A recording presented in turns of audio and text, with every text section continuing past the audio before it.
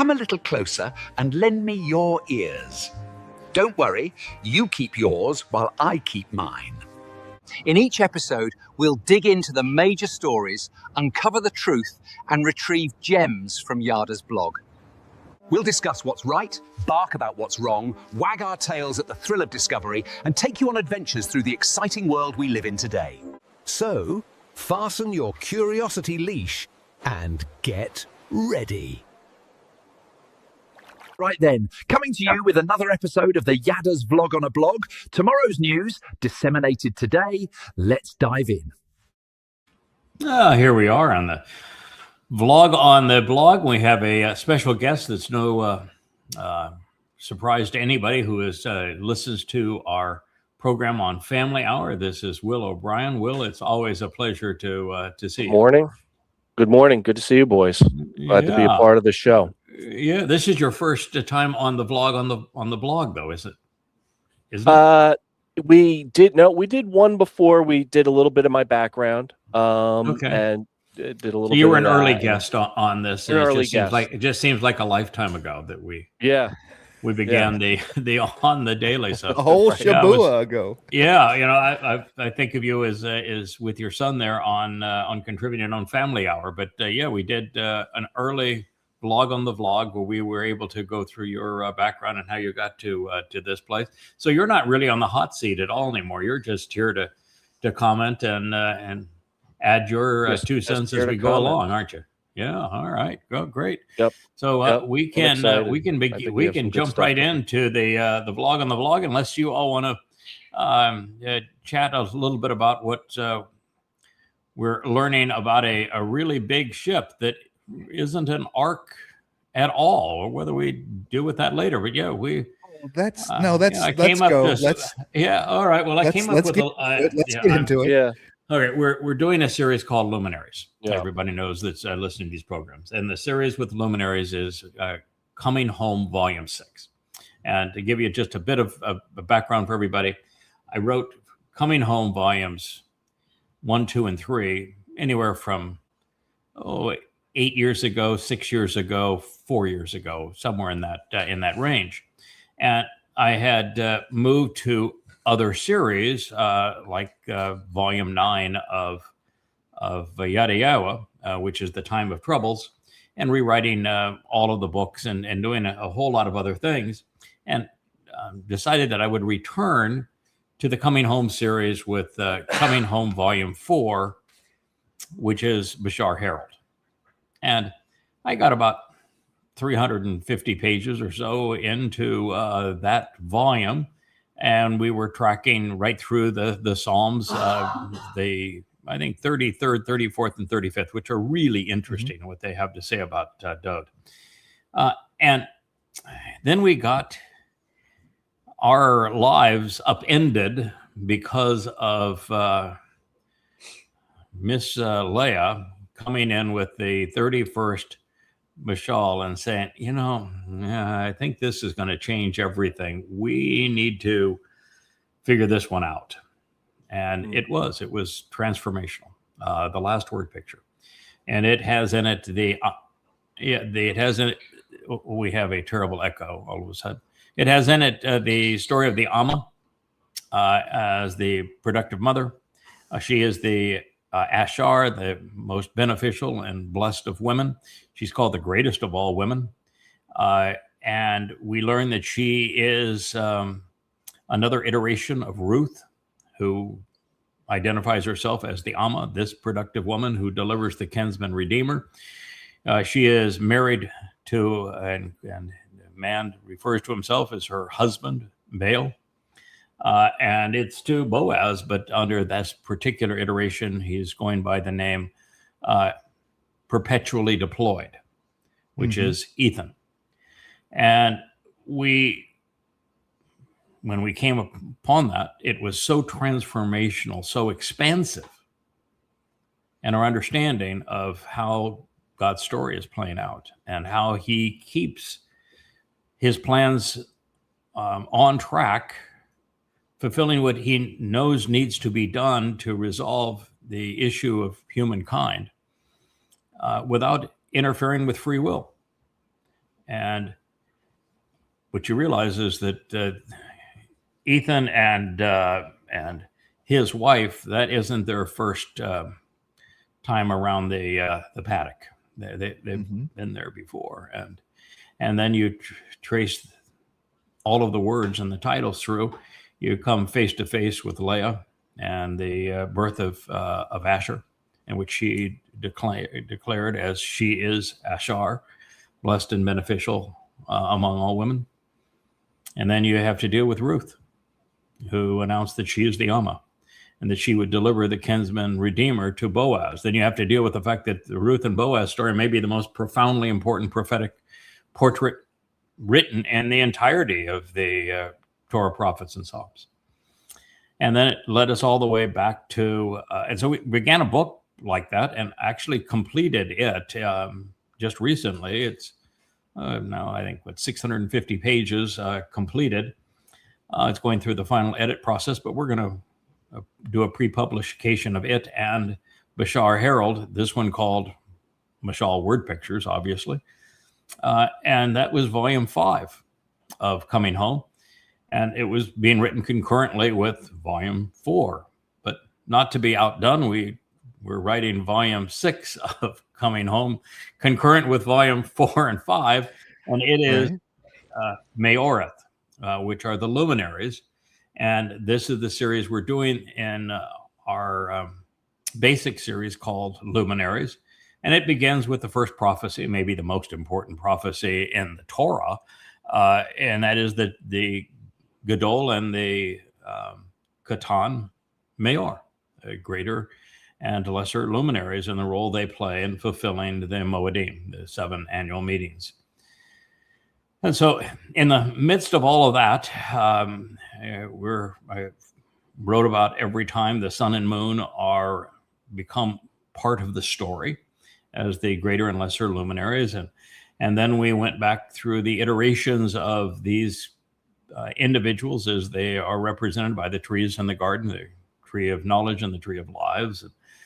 And then as Adam, as Yahweh's firstborn, and Chinook, the man who would be routinely deployed in support of Yahweh's firstborn and in support of what God once achieved at the toughest times in man's history.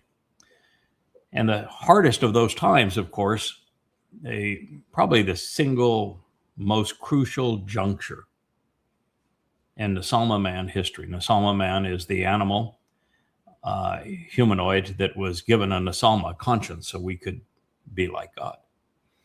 And when God said, I made a horrible mistake in creating man, and I regret having done so. And he realized, and he said emphatically, the problem with man is that, well, he's not very good individually. Collectively, he's really, really awful. He's just flat out evil collectively. And so as men proliferated, humankind became ever more repulsive to God. And so he wanted just to eliminate the whole experiment. It was all over. And yet 1,000 years had transpired. And during that 1,000 years, Yahweh had a pretty darn good relationship with a fellow named Chinook. And he cared a lot about Adam, his firstborn. And so you got Adam and Chinook up there in Shamaim. We're looking down at this mess with Yahweh. And, you know, sometimes you got characters that just can't keep their yap shut. I am absolutely convinced that as we were looking down on this whole thing, we were concerned. We lost Will there for a moment, went completely black. That just as there you came back, just as we were watching all this and God saying, you know, I think I'm going to do the whole thing in. Let's wrap it up. Let's call it quits. I don't know if Yahweh was just playing with us when he had them. This conversation is not recorded anyplace, so you can say I'm speculating if you want. But you know, I know Yahweh pretty well, and I know myself pretty well, and I'm pretty sure this is how it went down because you know God knew that when He was delivering the Torah to Moshe what was going to happen. So he knew that the two of us, his firstborn and the younger fella, the Katan Mayor, were going to be the men that chose to fulfill the Moed Mikre, but we weren't going to get anywhere close to them. God wanted to just eliminate humankind.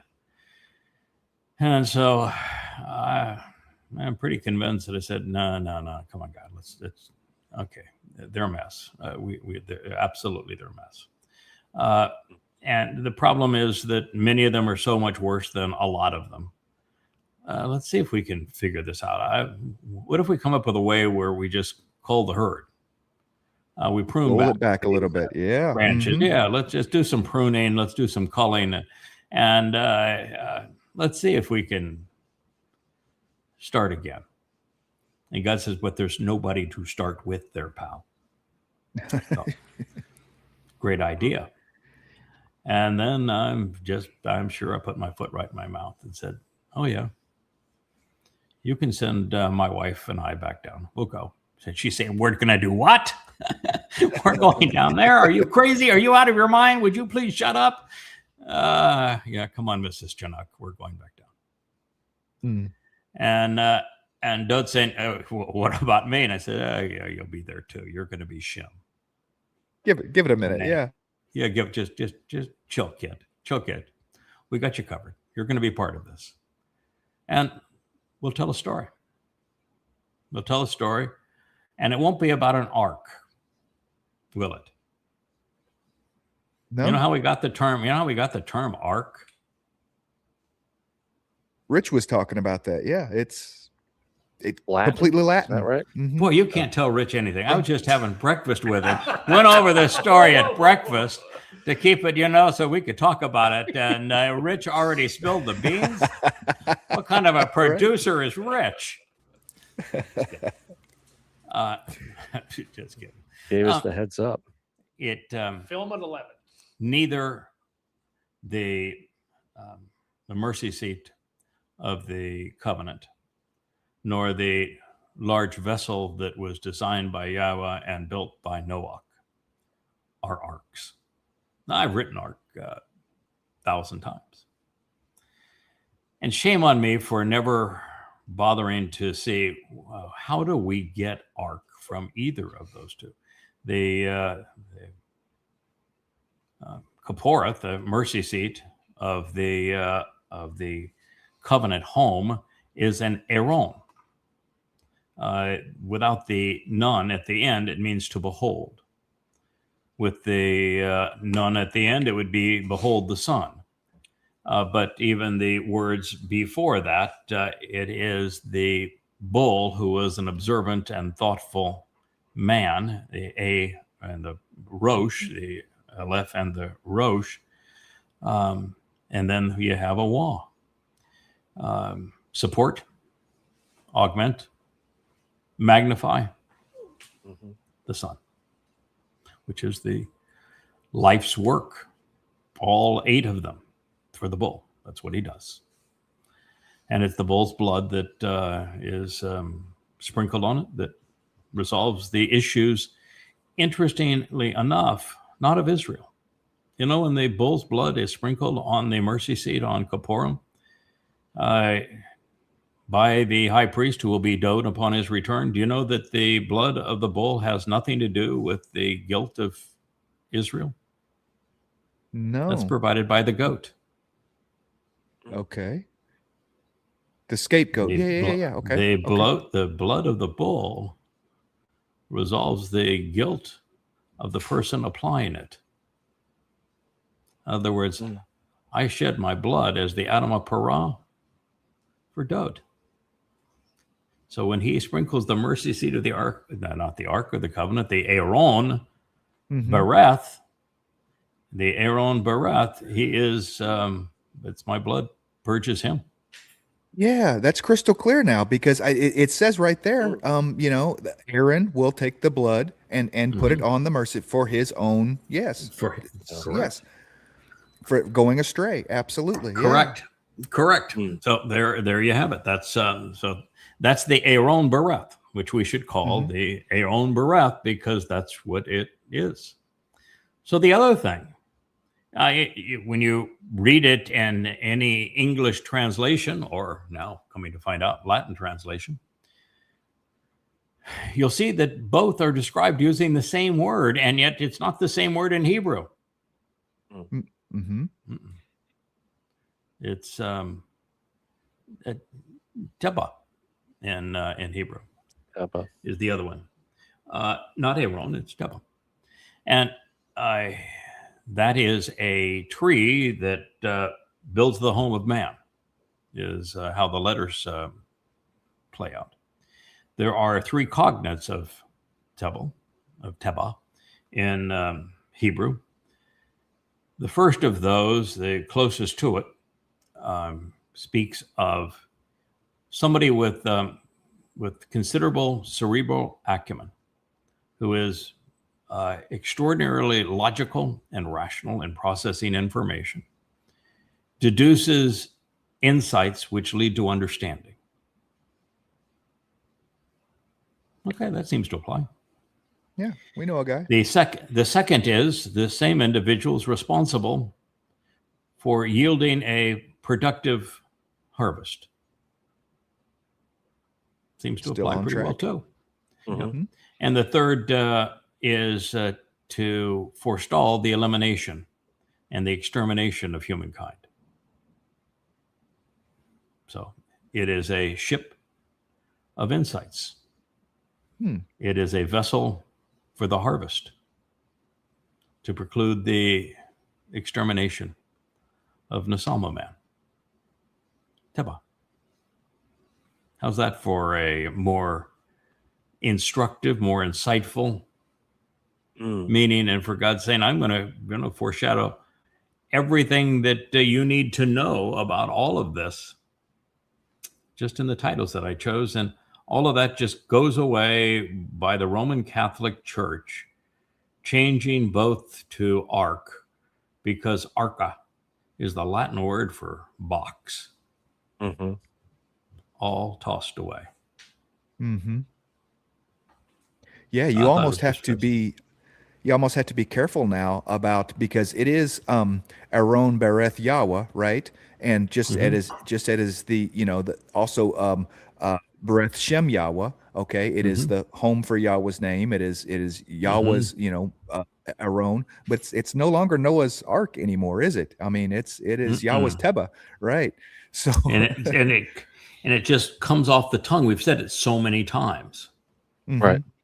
It's like removing Lord from our vocabulary, even though there are, even Dote refers to, I've in the 89th Mizmor, I referred to Yahweh using Adonai. So it is a term of respect in ancient Hebrew. But we have tried to purge our language of Lord. And it's hard because you've spent 50 years saying it, so it doesn't get eliminated from every thought. And how many times have we said Noah's Ark? How many times have we said Ark of the Covenant? And now we know that we're shortchanging Yahweh. It's his terms. He ought to get, it's disrespectful for us to change the name. Well, it's also particularly to go shortchanging to a our Latin name, understanding. which is Roman Catholic. Yeah, it completely shortchanges our understanding of the story as well when we do that, because it draws a different mental picture away from what is actually occurring. Teba. Yeah, names have meaning. What we call things a ship of as a insights, consequence. a ship of insights, a vessel for the harvest. Tell me that's not better than the Latin word for big box. Right. Yeah. And another example of how we get shortchanged by religion. Yes, exactly. Renaming things. Yeah. Yep. So it's just a Forestalls fascinating study. So right now I'm going through the dimensions of the Teba, this vessel for the harvest, and this ship of understanding. And we always render it as 300 cubits, 50 cubits, and 30 cubits. That's not actually what the words say. It's 3 means of magnifying and enabling and empowering to the maximum possible extent. So it's meod is the term, and it's rendered 100, but the meaning of the word is to magnify, equip, empower to the absolute upward extent of capability. And so it's 3 of those. Pursuant to the work of the Amma. Amma is mentioned 3 times. Amma can mean cubit, hand and forearm, reaching out, helping, loving, caressing, providing gifts. But we have come to know, because of the last mashal, have we not, that Amma is a lot more than that, isn't it? Amma is absolutely. M, which is mother, with the ending. So it's the complete capacity, the utmost ability of the mother. So most productive mother. So I thought that was also pretty interesting as we were pursuing this, that it is the most productive of mothers. And then on top of that, you have the first, which is rendered length, which is actually a word that to elongate, so that you can endure, to be steadfast, but to endure. You know, it says that your mother and father will, respect for them will elongate your days on the Adamah, will elongate your days on the Adamah. With the Adamah, this productive bloody red mound of the earth, that's what it speaks of. And so there'll be 3 occasions where the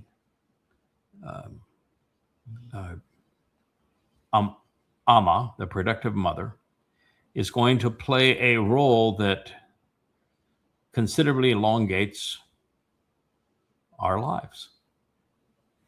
And that's the first dimension. The second dimension is the Hebrew word for 50. And 50, it's used commonly to describe Shavuot, 50 days from Matzah. And so that's the next word in the list. And it's also something that is the Amma makes a significant contribution to. And it is here, again, to enrich and empower, which is the purpose of Shavuot. And the third is the plural of 3. So many things are going to happen over 3 events. That's the fulfillment of Chag Sukkah. And so those are actually the instruction from the dimension. So it just goes on and on. It's the things that you can learn when you take the time just to say, what is being said on the surface? What is being said that has value to the relationship beneath this? So having a lot of fun. It's amazing how much more you can see and learn and share when you go back over material, because, this was in the 2nd volume of Yada Yahweh, which I wrote initially 20 years ago. And I really haven't had a reason to go back and retranslate everything pursuant to Noach in the past 20 years. So now you go back and you know who the Amma is, and you know who her husband is, and you know who Noach is and who Shem is. And now you know that it's not an ark, it's a vessel of understanding for the harvest. Amazing. It's amazing, as we peel back the layers of the onion here, how significant the role of Ama is, Mhm. and looks like she's going to be playing a very prominent role here as well. She steps in at she's there at the most difficult times, and it's a remarkable story of Ruth and Boaz told over, again and again. But I can't, not that I'm shocked, but I'm pleasantly surprised at Leia's sort of, her definition in all this, who she is and how that's playing out for her.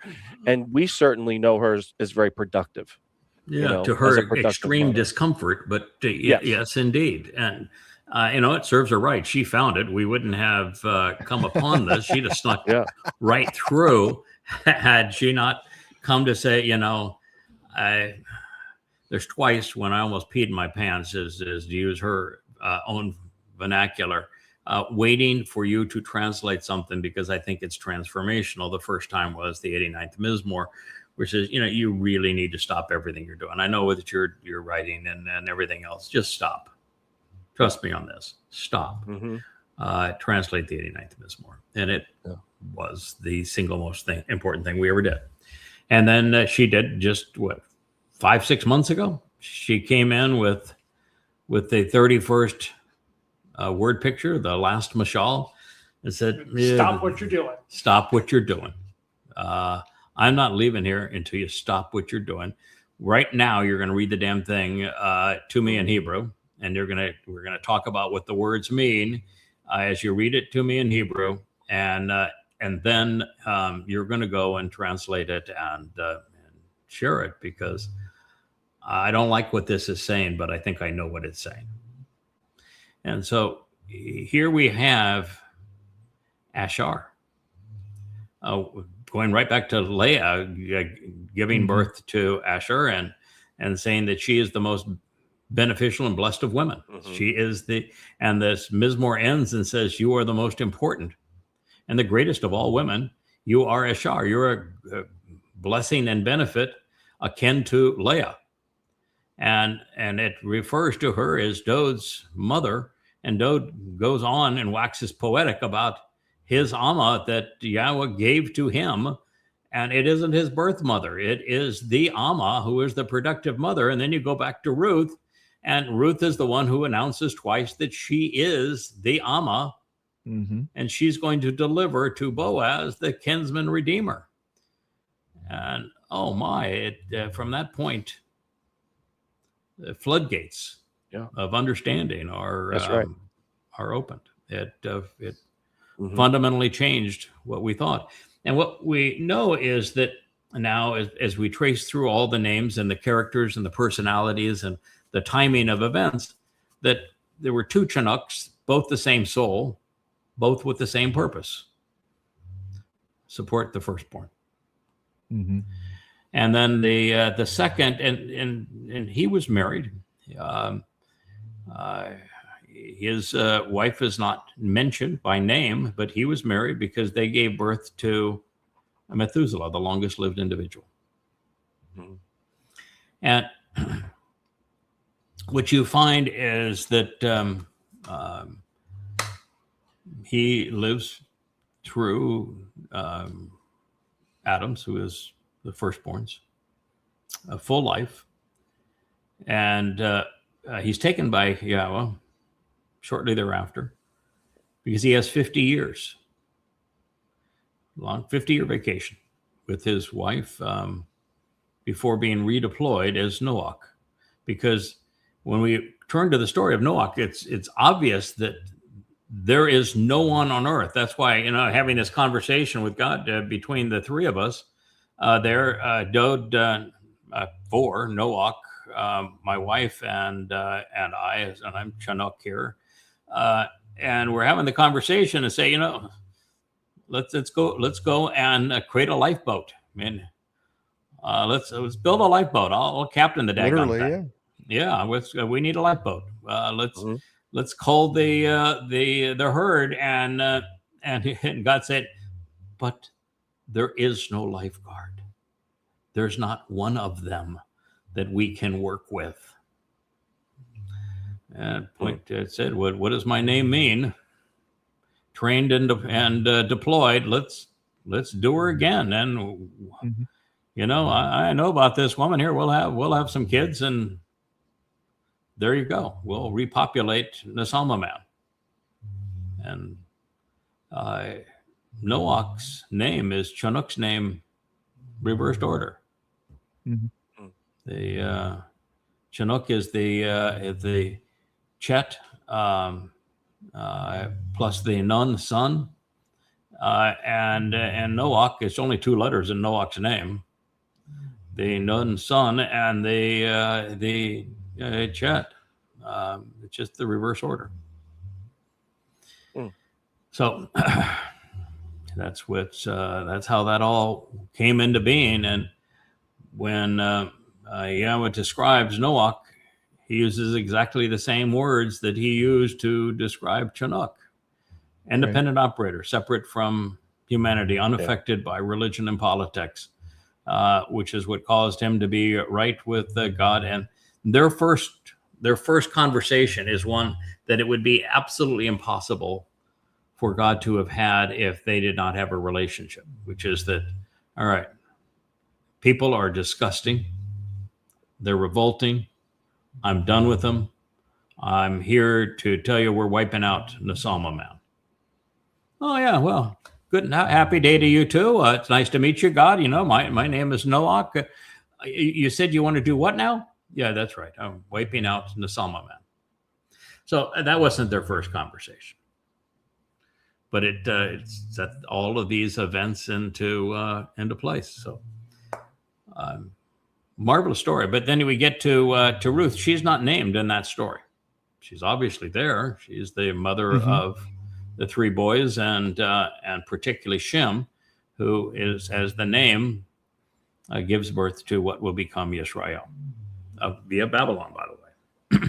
And then by the time you get to the Ruth and Boaz story, which is right after the Shaphat Judges, it's really an early story.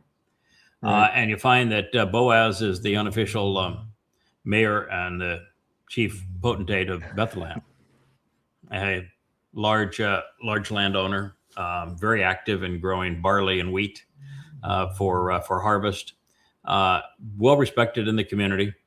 And Ruth is a widow, and she's childless, and she makes the great speech of all time. Where you go, I go. Your people are my people. Your God is my God. One of the great stories of all time. One of the great speeches of all time. And she's fiery. She's bright. And when Boaz first meets her and she's in the field out working everybody on behalf of Naomi, Boaz goes up to her and she wants to explain who she is. And he says, "Sweetheart, I know who you are. Trust me on this. I know who you are. All I would have to say is that, you have a wonderful reputation." And then he said, "I'm turning to all of my other Amma. Don't mock this woman. Do not say anything derogatory about her. That will really not work very well for you." So that's my advice, is that you support her in what she wants to do, but do not mock her. That would be a really bad life choice. It's just such an endearing story. And then how they come together and why she announces just out of the blue, "I am your Amma. I'm your productive mother. And I'm going to deliver the kinsman redeemer to you." That was, she then served as the kinsman's redeemer's great grandmother. By the way, the way of Obed was their son at that time, which means works. And then you see them reappear as a husband and wife, a mother and father, as Ethan Ha is Rocky, and she is just known by her titles, Amma, in that role, when our great grandson, now wayward king, has fallen flat on his face. I mean, he has fallen so far that there's no interaction between he and God anymore. They're not talking anymore. Nothing. I mean, it's just total silence except for God speaking through other prophets, Nathan and Gad, saying, "You're despicable, pal. You may be my son, but I'm going to tell you, you're despicable." And it just got so bad. We're right back to the situation of watching the Fallen, which does not mean giants. It means the fallen. When Chinook is up there with Yahweh and we're talking about how we're going to resolve this situation, now we have the fallen is God's firstborn. And we're back up in Shamaim and we're looking down at this and saying, this is our grandson. This is our son, is Shem, and now he's our grandson as Dode. God, how much longer are you going to let this thing go? Because it may not be salvageable. Running out of time. Continue to let this thing fester, because it's in a terrible spiral at the moment. So it's the second worst moment in human history, where if Dode doesn't recover, there is no fulfillment of Chog Matzah. And without that, there is no hope for life, for any kind of innocence before God, for the covenant. It means that none of the 7 Moed Mikre would be fulfilled. No hope for life on the planet. No relationship with God going forward. So that's the second time we got deployed. And it's obvious that who the players are. And Ethan is named, his wife is not, but it's because you ought to be able to figure it out. His wife is Ruth. He's Boaz. Yeah, how many times do we have to repeat the theme for you not to see it coming Right, yeah. Right. They're here to redeem the kinsman redeemer. Are they not?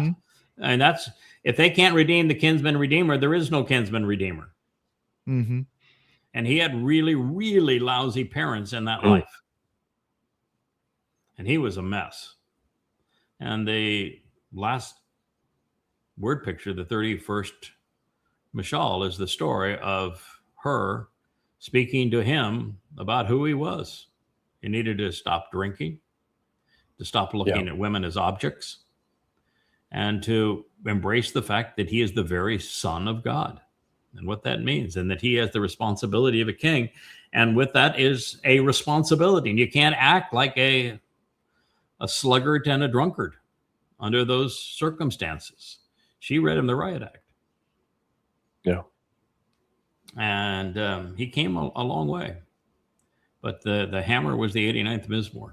And that's when Ethan corroborated with Yahweh and delivered the single most important message I think ever written for humankind, for him, for everybody. So that was the second iteration of Ruth and Boaz, where she would have been known by that name. She would have been known clearly as Ruth in that circumstance. I use the pen name Ethan to describe that, being redeployed again. Yeah, here we go again. Same job. Different title, same job. Then it becomes obvious, if you're paying attention, that the mother and father delivering the kinsman redeemer are Ruth and Boaz. And so they literally hooked up again in 2 BCE and delivered Dode as Emmanuel and supported him so that he would be able to fulfill Chog Matzah in 33 CE. It probably is confusing to some people in terms of the math if I say that he was conceived probably on Sukkah in 2 BCE and that he fulfilled Chog Matzah and Abib of 33 CE. Most people say, well, that would make him 35 years old. No, it makes him 33. And that's hard to understand because the Roman Catholics Right. And the Romans were not smart enough to add a year 0. So you go from 1 BCE to 1 CE as if it were no year 0. So you got to account for the fact that there is no year 0. And then second, if you're conceived, born in the fall, in the 7th month on Sukkah, and you go away on in the 1st month of Abib, your timing is your age does not tick up 1. So that takes it to 34, and the no year 0 takes it to 33.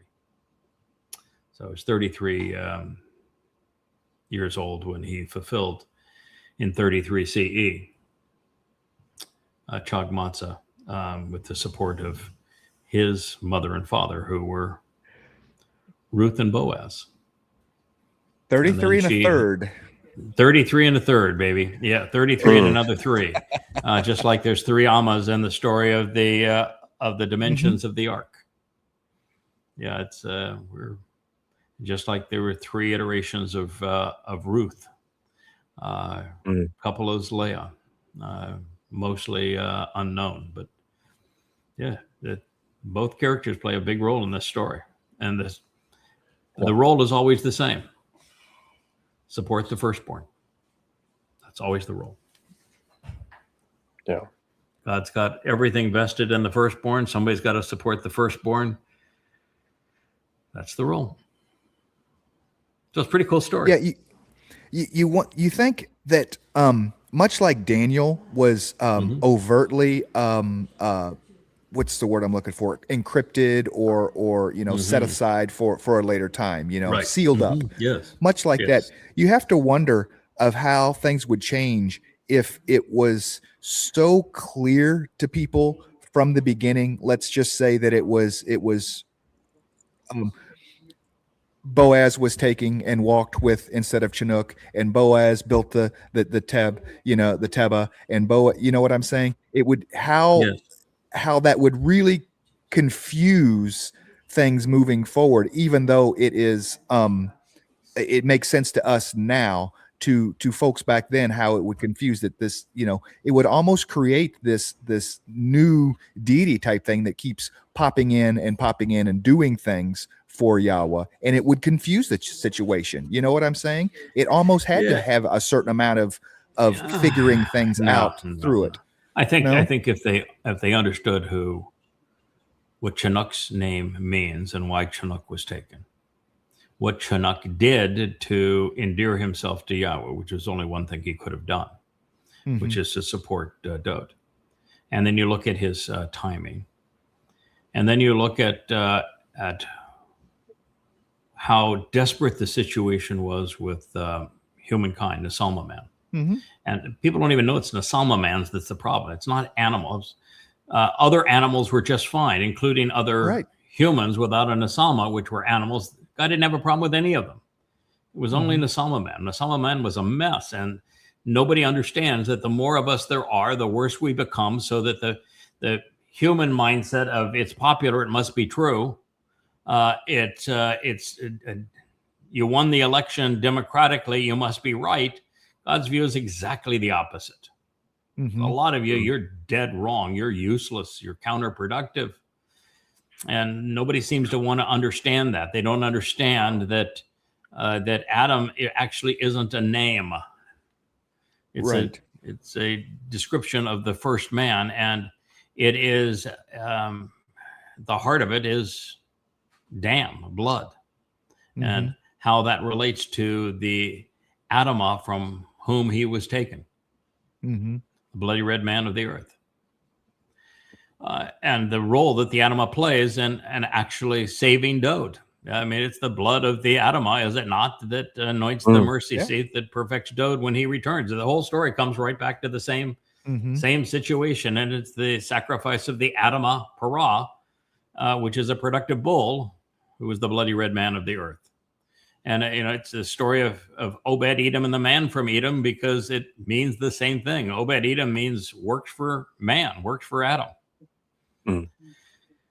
So I think if they had done what we're doing now, Judaism, Christianity, and Islam would never have existed.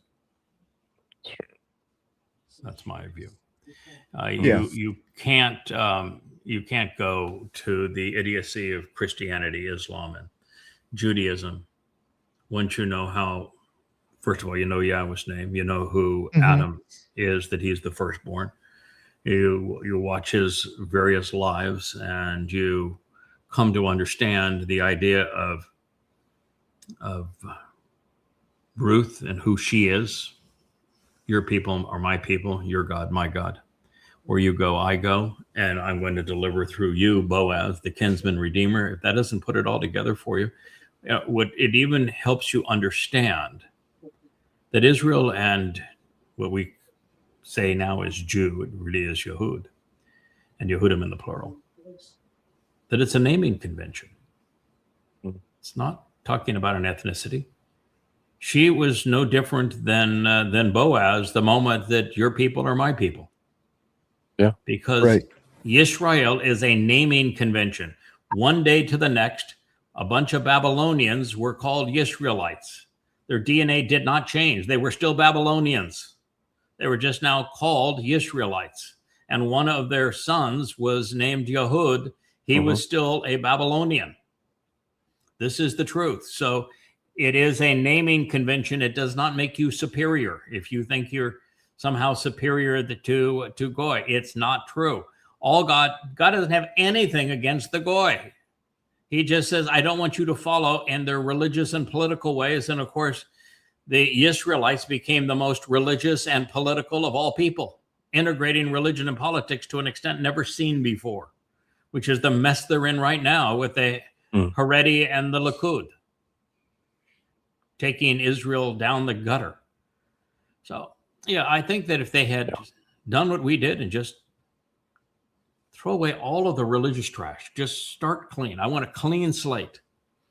And I'm going to look at every one of these words and I'm going to scrub them of all of the religious trappings and paraphernalia and get right down to their core meaning.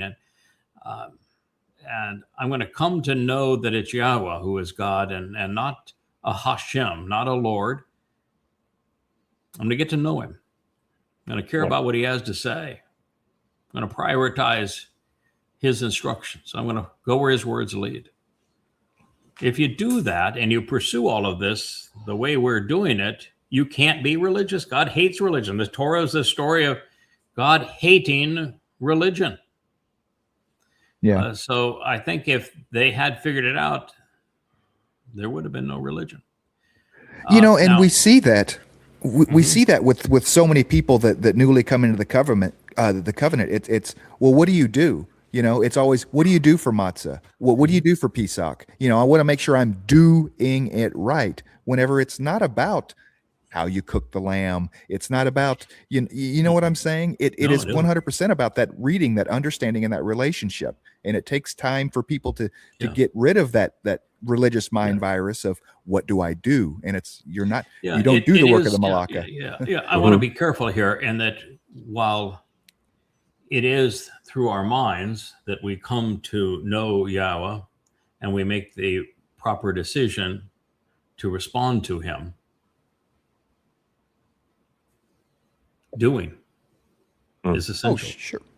If you don't follow the I know with the I do, you're nowhere with God. Yeah, I was just speaking to this ritualistic nature of course. Yeah. Of course, there's no. If you try to bypass understanding and you go immediately to the doing without the doing be a product of the out understanding, you're still trapped in religion and all the other muck of men. Right. You'll never get anywhere if that's your approach. So I think you're correct in that. I think this is, I know it's going to sound controversial. I'm going to sound like I'm callous, and maybe I am. Maybe God crafted this personality on the basis of a bull's attitude anyway. I think God wanted it to work out this way. I think once God saw that many men were bad men, that he says we're going to have to come up with a way of calling them. And the Teba was the first of many.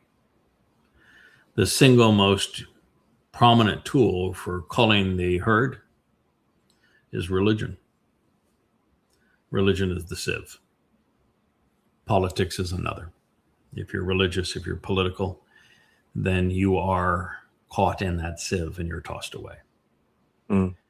So I don't think, again, this is my conclusion after doing this for 25 years and really coming into so much knowledge recently,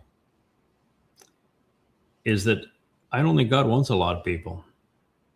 I think he's very, very happy with it being hundreds, maybe a few thousand of Israelites in the end, and some hundreds of covenant members. I think he's very comfortable with that.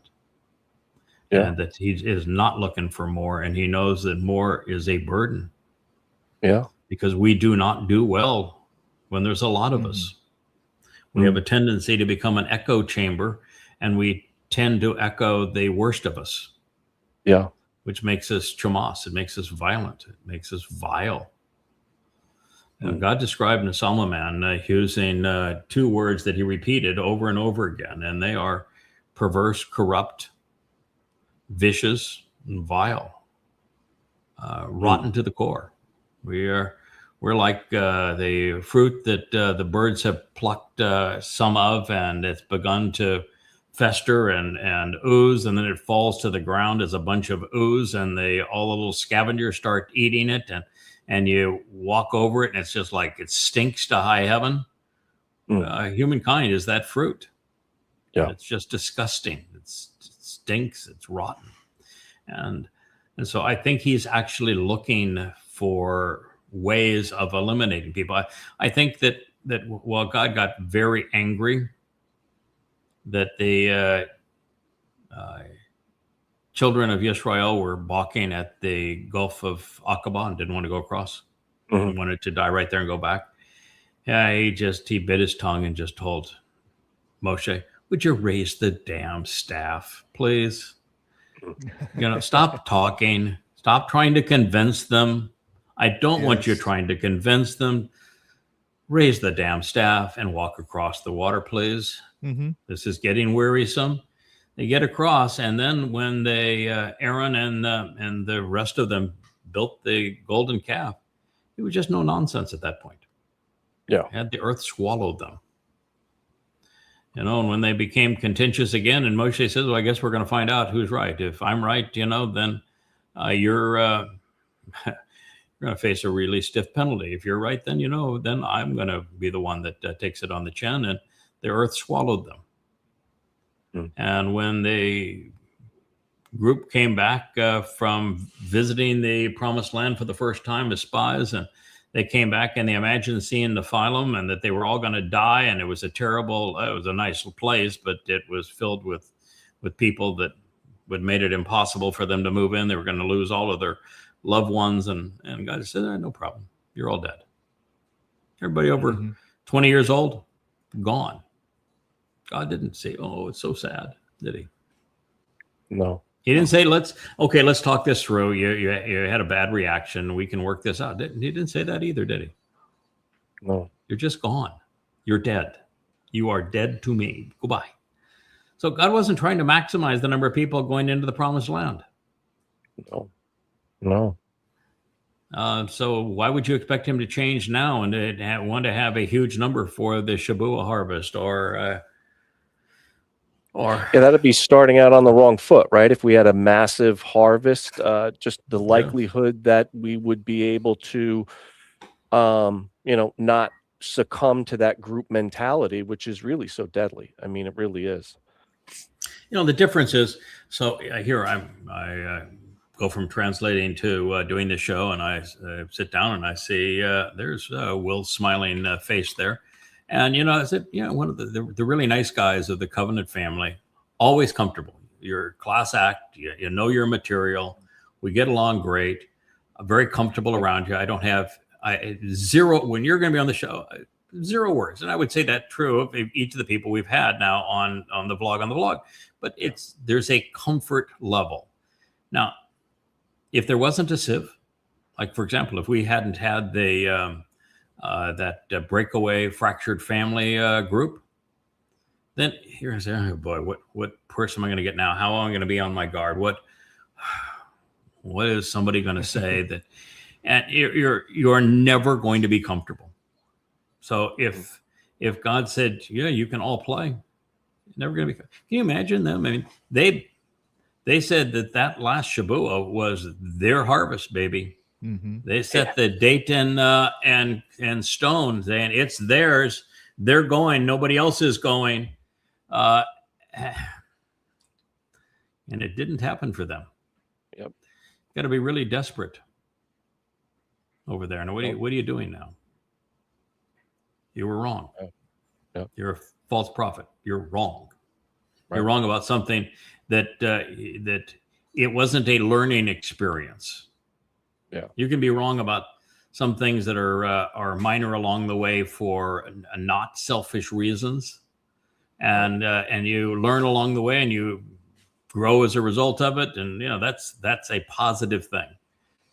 Trying to claim that a very person that's been working with God for 6,000 years isn't, and he's deadly, and that you are now the voice of Spirit Mom who doesn't exist, and this is your harvest when it isn't.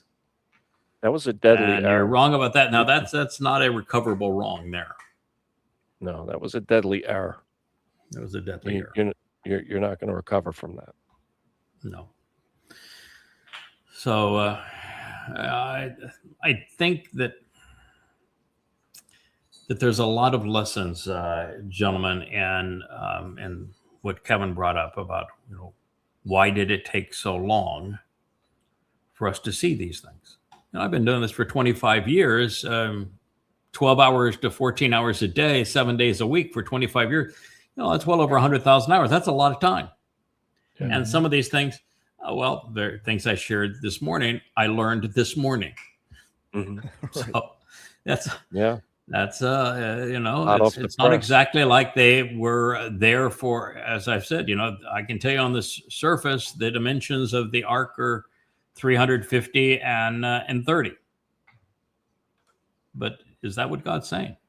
Yeah, with the actual dimension of the thing, that times a foot and a half in each of those dimensions. Okay, sure. All right. We'll go with that. But is that why he told us? Because there wouldn't be any other purpose of telling us, right? We weren't building. Right. Mm-hmm. So what was the purpose of giving us those dimensions? What is he trying to convey? And so first time to see it. So I think there's a lot of reasons for that. One is that God wants the man that he has chosen to work through to be exemplary of not perfection, not of total knowledge at the beginning, but of the very thing he's trying to achieve with all of us. Mm-hmm. He wants me to serve as an example like Dode did. Was Dode perfect? Hell no. Did Dode start off with complete knowledge? No. So did Dode get everything right? No. But did Dode come through in the end? Absolutely. Mm-hmm. And so I think what he's trying to do is model that, to say, you can do this. They did it. Yeah. You can do this. This is doable. It's not like I came to you today, for example, and said, the word ark is invalid, and I want you to tell me why. I didn't do it that way, did I? No. No, and I didn't say what is the right word and what does it mean. What I did instead is to say, I was spending some time on it, and shame on me. It took me 25 years to look this up, and that's shame on me, but learned how we got ark. It's the wrong term. Here's the correct terms for both of them. This is what those terms mean. This is what we can learn from that. Isn't this cool? Mm-hmm. And that is what God wants us to convey, because we can all do that. And when you show somebody, this is how I went about recognizing what these things mean and what they mean to us and what these dimensions mean, there's no mystery in them. It's no, you don't have to be Einstein to have come to this conclusion. You just have to be willing to invest the time and right attitude and systematic approach, knowing Yahweh, wanting to reveal what he has to say. I think that the reason it's taken so long is that God wants to exemplify what he's trying to achieve. Growing by learning and correcting our mistakes, demonstrating we can be trusted because we're willing to do that and admit when we're wrong and explain what's right. I think that is something he values very much, far more than he would value perfection, which he doesn't actually value at all. That's right. So that's why I think it's part of the process. And what he wants you to have an appreciation is the curve that we're on, because that curve is where we're going. It exemplifies where we're going. It's taken us 6,000 years to get here. And during that 6,000 years, we kind of, and then now 7 years before we're put in the position where we're returning to the garden, well, now we're going. Right. I think he wants to exemplify that in a life. I think he wants to say, all right, you're 3D. Cool. You want to be 7D? Mm-hmm. You want to have an idea what that kind of empowerment and enrichment and enablement is all about? That's the going straight up. I think he wants to model that. Yeah. I think he wants to also model himself. God does not want to model himself as unapproachable. He doesn't want to model himself as being so much smarter than we are that we can't relate to him. And he wants to model himself as a patient, rational, interesting teacher. Mm-hmm. So when he chose to say, this is how we're going to go about communicating this, he picked a fellow that was pretty darn logical and rational and certainly approachable, and using him as a teacher. That's how he chooses to speak. And you can see this is what he's trying to model. And, the difference will be for covenant. You're going to have direct access to and future growth, but you're going to be there because chose to manifest himself in this way. Otherwise, you wouldn't be there. So I think it's all for a lot of reasons. One is Yahweh's modeling what he likes, what he wants to achieve, what he is like. And the other is that God does have a sieve. He speaks in Yirmiyah 30 of that sieve and how important that sieve is. He says, I'm shaking it. And that sieve has a lot to do with those two luminaries who were spoken of in conjunction with it, and of that great slaughter that takes place at this time. But God says, the annoying people, I'm taking them away. This is a sieve. And so he's not looking for a lot of people. I think that one of the ways that we have a better appreciation for this is who really is the adversary? Who is Satan? Is Satan this anti-God fellow that has a desire to be worshipped as God and as a rival to God that has gone amok? Or is Satan a cherub who is part of the Malach, the Saba, the host, the messengers under command and control, no free will? And like the rest of the Malach, they are programmed to do exactly as God asks.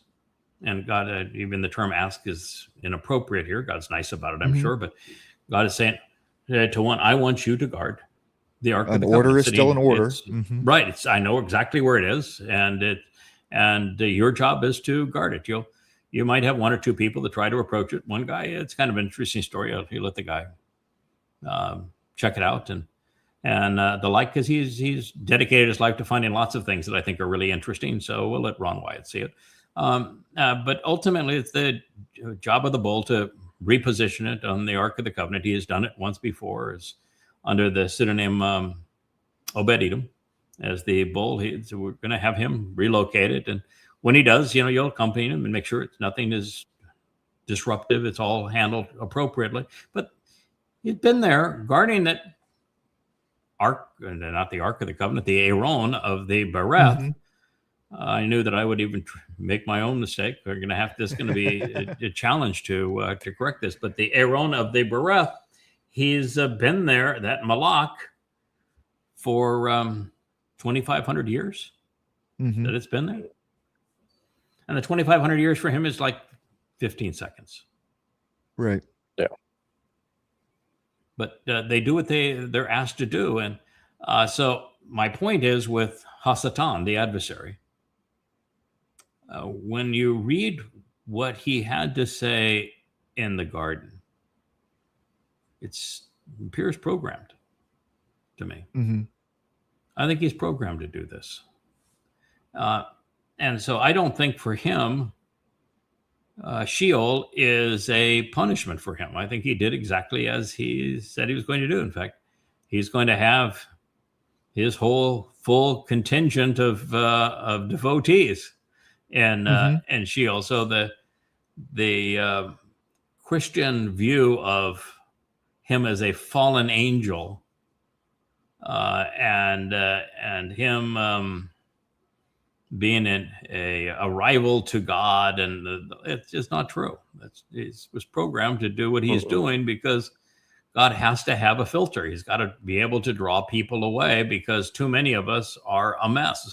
So the real popular religions and human institutions are all there to eliminate people from the covenant. Yeah. It's a tough thing for people to swallow, but God's very clear in Yeshaya. He says, I created good, I created evil. I'm responsible. He created Hasatan to do what Hasatan is doing. And he serves as the filter. If you're stupid enough to believe that man was a god and men killed God, and that you can honor God by the Pope's ghoulish, twisted, tortured, dead God on a stick, wearing a Dagon hat, then you're and worshiping Mary, who is the embittered and rebellious one. If you're stupid enough to go along with all of that, then the filter caught you. Yep. Yeah.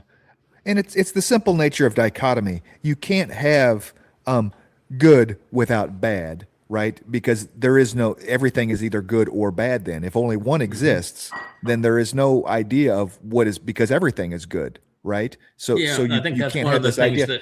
And it's the nature of being Kodesh.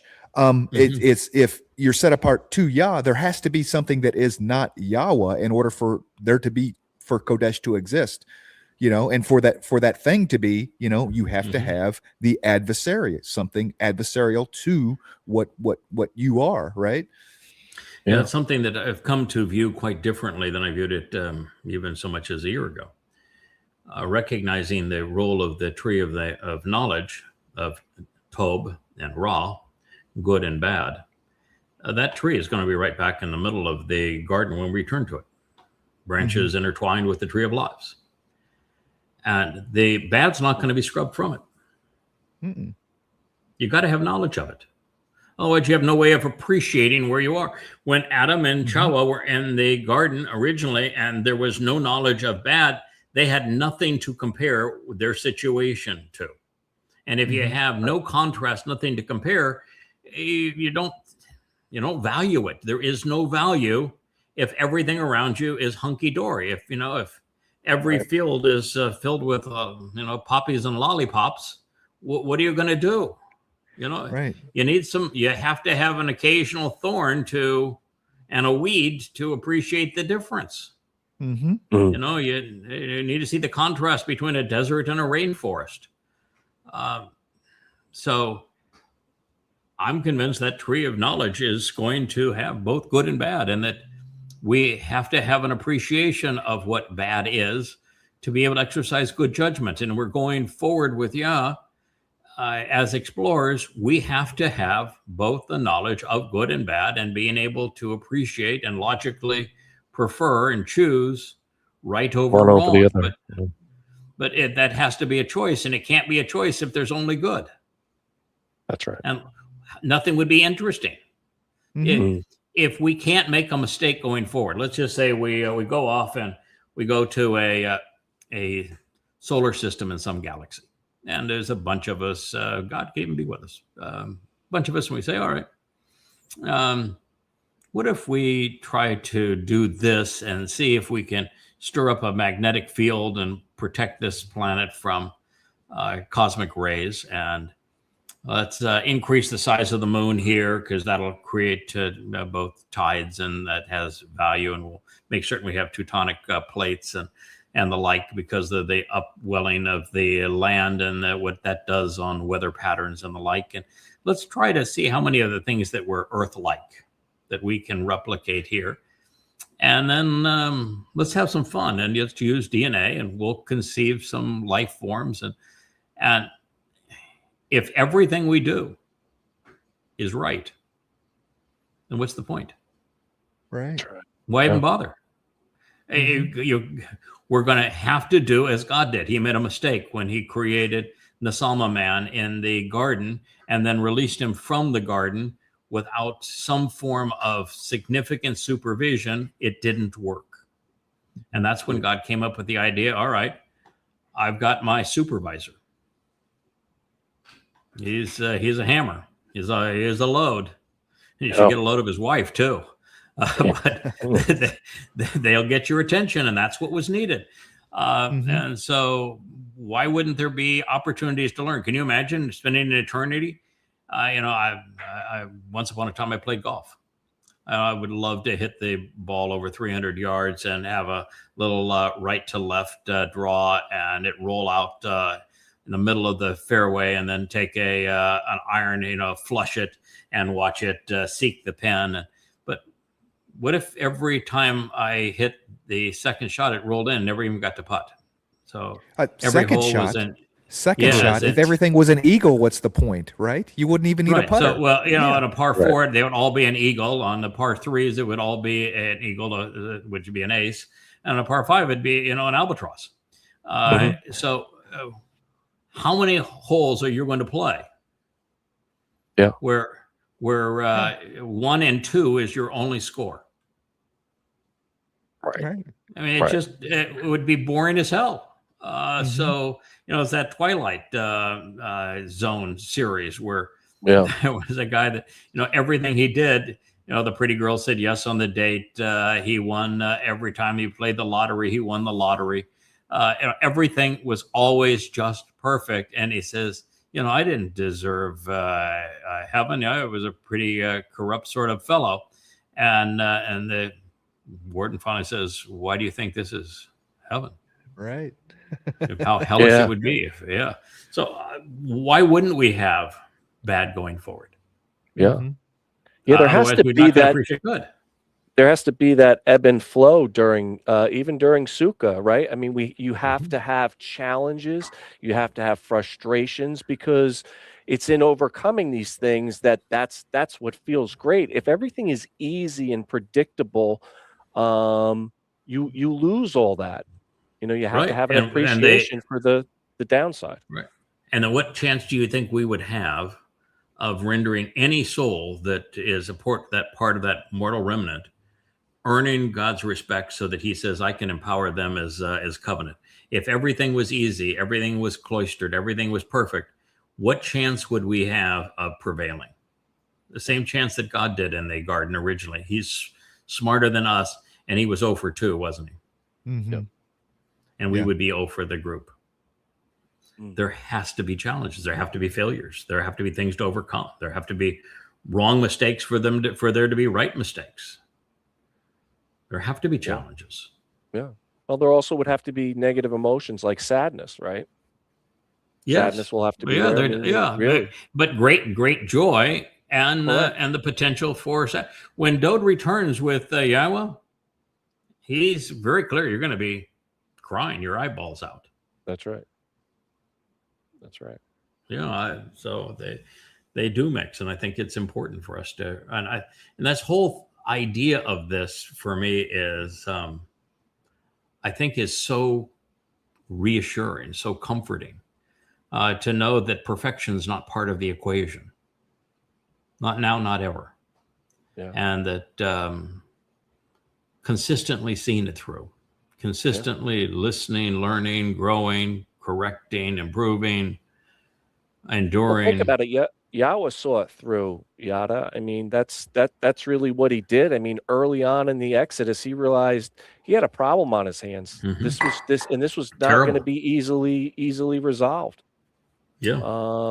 I think we have God saying, okay, this is bad, but I can fix this, but we're going to have to take into account that man in great numbers is really counterproductive. So we're going to have something much smaller, but Yahweh took a small family, and saw it through to the end, despite the fact that it started out as a calamity. Sure. Calamity. Yeah. I think that if you look at God's statements throughout the Exodus as they permeate the Torah, he's almost always disappointed. And he goes from frustrated to just vehemently opposed to people. He is really, really disgusted. And it's over and over and over and over again. And there's sometimes he even expressed himself. He says, I had to have a timeout. I went and burned up everything around the encampment. Yeah. That's because I was so mad. For sure. And then I come in and Moshe's mad at me and trying to kick sand in my face and blaming me and wants me to kill him. Oh my God. And then he says, okay. We can get them to the promised land. We can do that. We can get them to the promised land. I have a couple of guys, they'll take it from there. It's as God is saying, this is not going to work if I have to work with these people alone. Yeah. I mean, that's one of the most amazing things of all is I'd say, no, when it was just me alone with Adam, it didn't work. Right. When it was me and Chawa and Adam, it worked even worse. Mm. So it is God's way of saying it.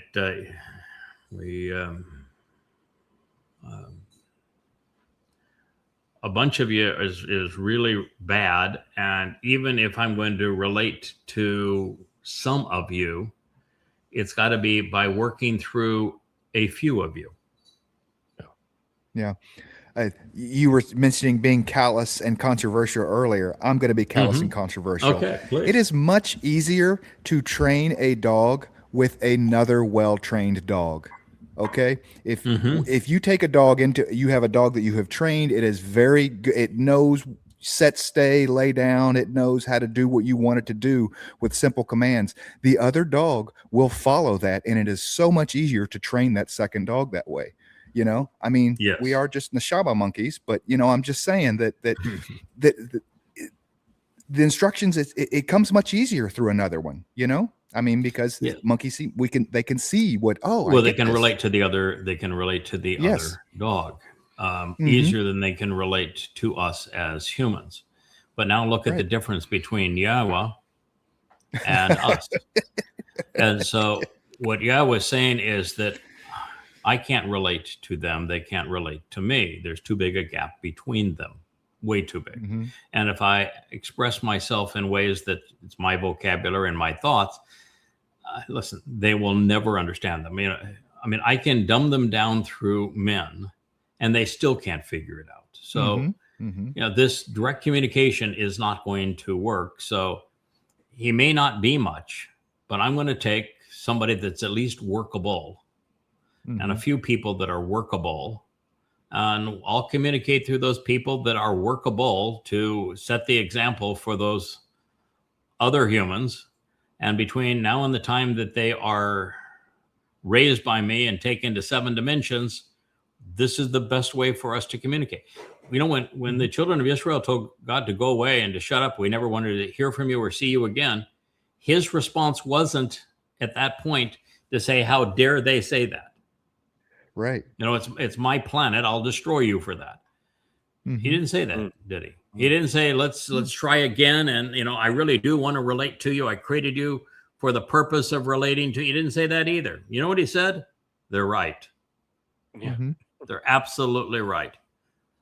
I am not going to appear before them or speak directly to them again.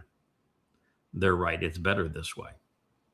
And while we are 3-dimensional humans, it is better this way.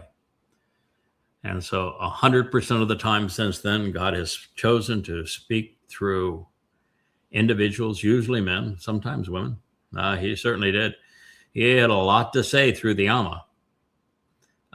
So sometimes through women. He communicated very nicely through Deborah, but mostly Ruth.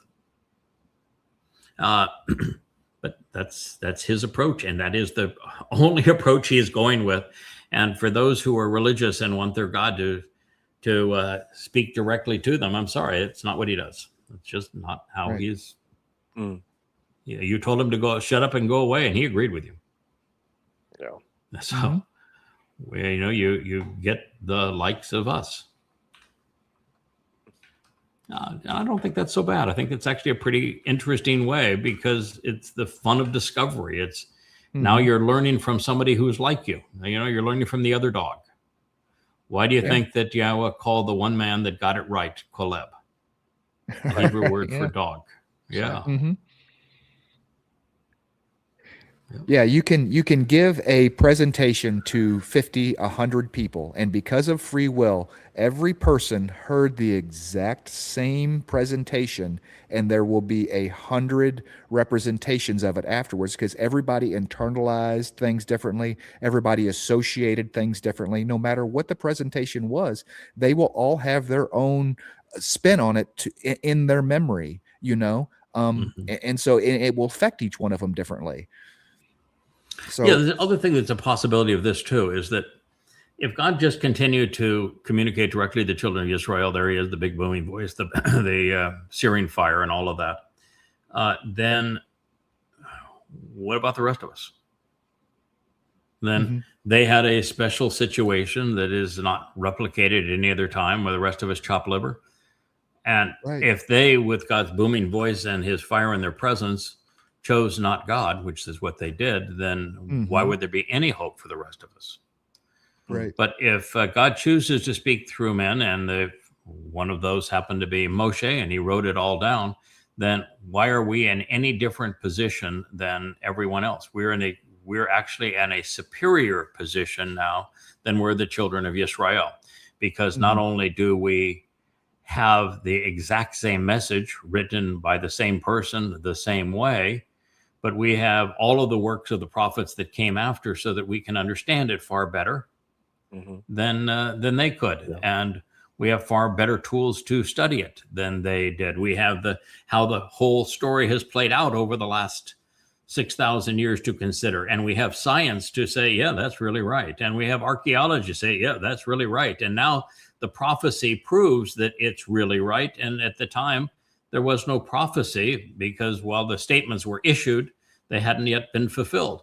So it puts us in a vastly superior position rather than an inferior position, which we would have been if everything was God's booming voice and burning fire. So it had the great advantage for the rest of us, recognizing that it didn't matter if there was a advantage for the children of Israel during the Exodus because they chose not God.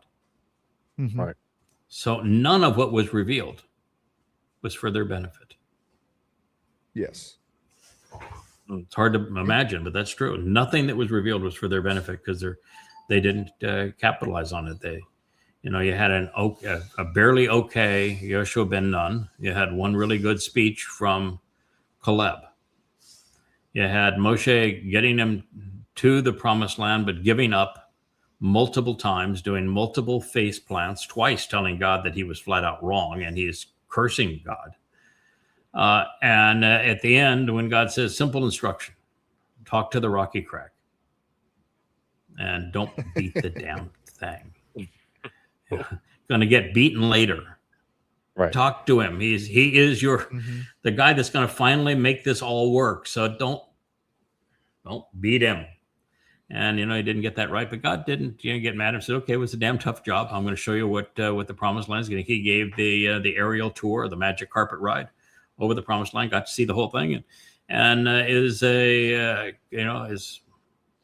greatly esteemed and appreciated by God for seeing it through a really, really, really tough job, a thankless job, an impossible job. Yeah.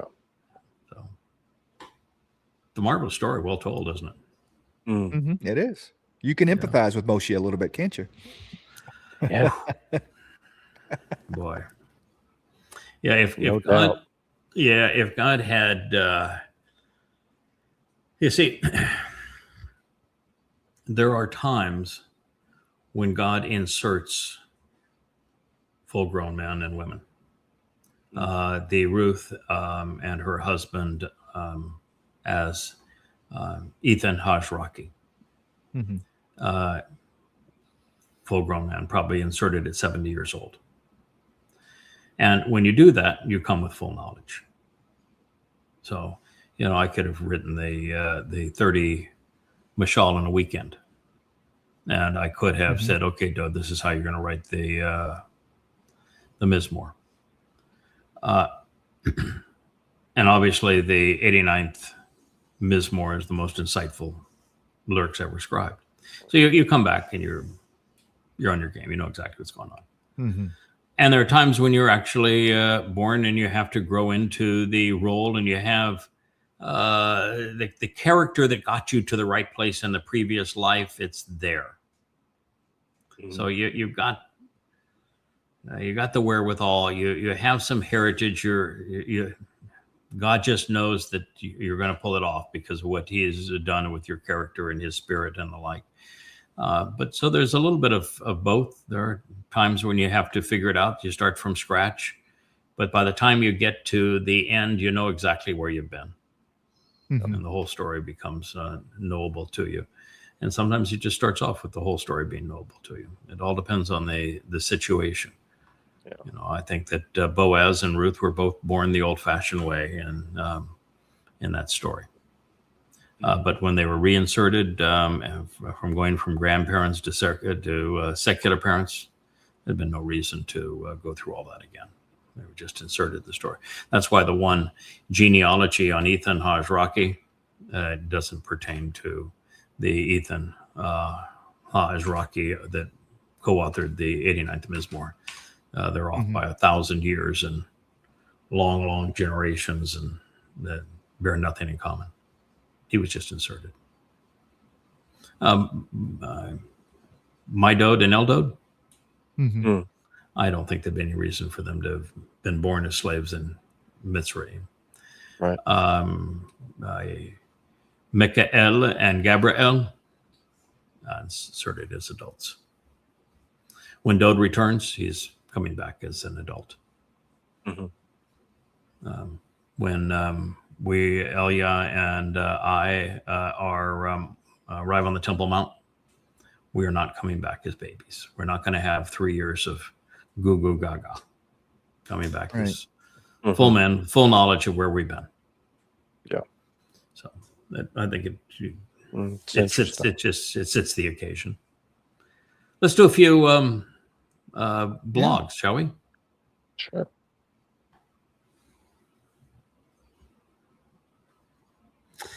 God's perfect timing. It's just amazing how the religious don't know that God has a name or why that name's important. And they want to ascribe perfection to God.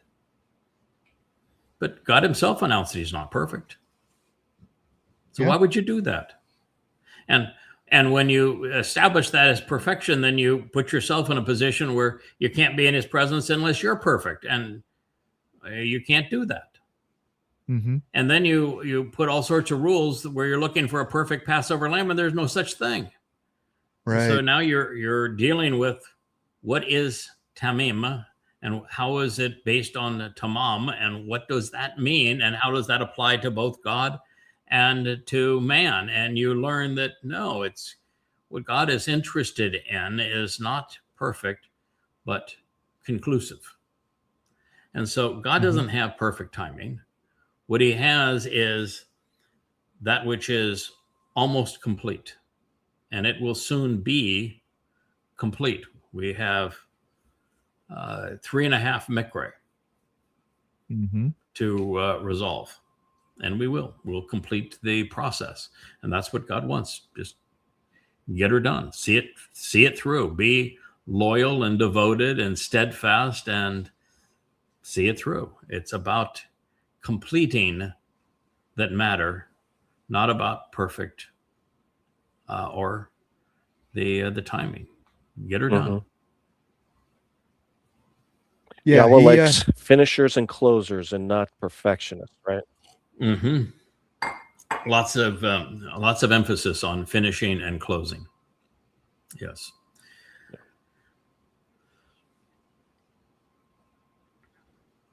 They missed the point here on this one, didn't they? The Jerusalem Post. Israeli officials say emerging Iran doing it bad as a bad deal. What they what's being touted on social media in terms of the nature of this deal was reported by the 3 countries with government-owned media that have been given the deal that Trump has accepted. It's not Trump's deal. It's not a good deal. It's Iran's deal. You know, when Trump was pictured himself, he was holding those ONU cards, and I was saying, I'm holding all the cards. You know, the purpose of that game is you win the game when you have no cards. Right. Yeah. He couldn't even play his meme correctly. Right. Yeah, he has no cards. And this negotiation, and it is a very, very bad deal. He keeps on wanting to say, that Obama's JOPCA was a bad deal, and that he has a good deal, and nobody knows what his deal is. So he's saying that no one knows what his deal is, but yet he says that the deal is almost complete in its negotiation, which means that somebody has to know what the deal is. So you can't have both. It's just like his thing where he's saying it's a mandatory recommendation. Yeah. You can't have a mandatory recommendation. You're playing with oxymorons here, but you're playing with a moron, so it wouldn't be a surprise situation. Israel put itself in a position where any deal to end the Iran war is a bad deal. That's what they missed. Is that when they decided they would decapitate Iran by killing its most respected leaders, where they would bomb them for the second time in a year, killing even school children, and act like the belligerents and the bullies on the block after destroying Gaza and now bombing Lebanon for the second time. What Israel didn't figure out is there's no way out of this.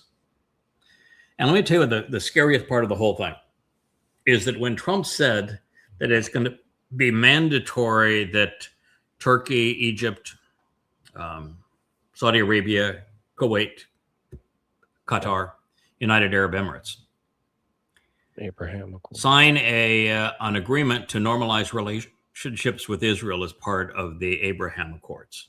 Mandatory that you do that. That's the worst possible scenario. Put yourself in the position that you're one of these despots over the private estates with flags. If you normalize relationships with Israel and abandon the Fakistinians, your own people will rise up and kill you. Yeah. And if you don't, the Iranian Shias, if the war goes on, they will destroy you. They will make certain that there's no electricity for air conditioning, no electricity for water desalinization, and no importing of food. Your people will starve. They'll roast, and they'll die of thirst. Riot. Mm-hmm. And they'll riot. And so you're in a position where there's nothing you can do. And if you do what Saudi Arabia did, which is to say, the only way you could even fathom this is to have a Fakistinian state, then you're forcing that on them. And if you force that on them, how are they going to respond to it? Because they don't respect you. They know that you have no clout. And if the choice is you continue to abandon us and you attack Iran again, and Iran takes us out, finishes our oil refineries, finishes its control of the strait, finishes our desalinization plants, and precludes the return of any food. So if we don't go along, we're destroyed. And if we do go along, you're forcing us to accept a deal with the enemy of our religion for 14 centuries, where our Quran tells us that we have to prevail over them. And our Quran tells us that if we capitulate to them in any way, that our God is going to torture us in the hottest places in hell. And that's the choice you're giving us. So what does it do? It simply makes the situation more impossible. So the first thing that would happen is after a Fakistinian state is created, all of the heads of state know that the Fakistinians are miserable people, that they're the worst of Muslims, and that their entire mindset is to burn the whole world down. Mm. That's what they want. Yeah. They want the war to end all wars, the great jihad, and it is a war against the entire world, a fight to the death. And they know that is the mindset of the Fakistinians. That's why support for Fakistan and Fakistinians is officially outlawed in almost all of those countries. When you see all the protests of Fakistan will be free, they're not in any Islamic country. Yeah. No, because they know them. And the leaders of those countries know that kind of jihadist is unstoppable. They will not refrain from jihad until the entire world is engulfed in war. So if they agree with this, they are igniting the flames of the great jihad, and they don't want that because that would destroy their fiefdoms, their personal estates. It's gone. Mm. And yet, if they don't demand it, their own people will rise up and kill them because their countries are overwhelmingly young, with Muslims who have no sense and nothing to do with their lives. But if you have no purpose in your lives, you are self-focused. And if you're in your own head and you've got nothing to do with your life, you're a miserable person.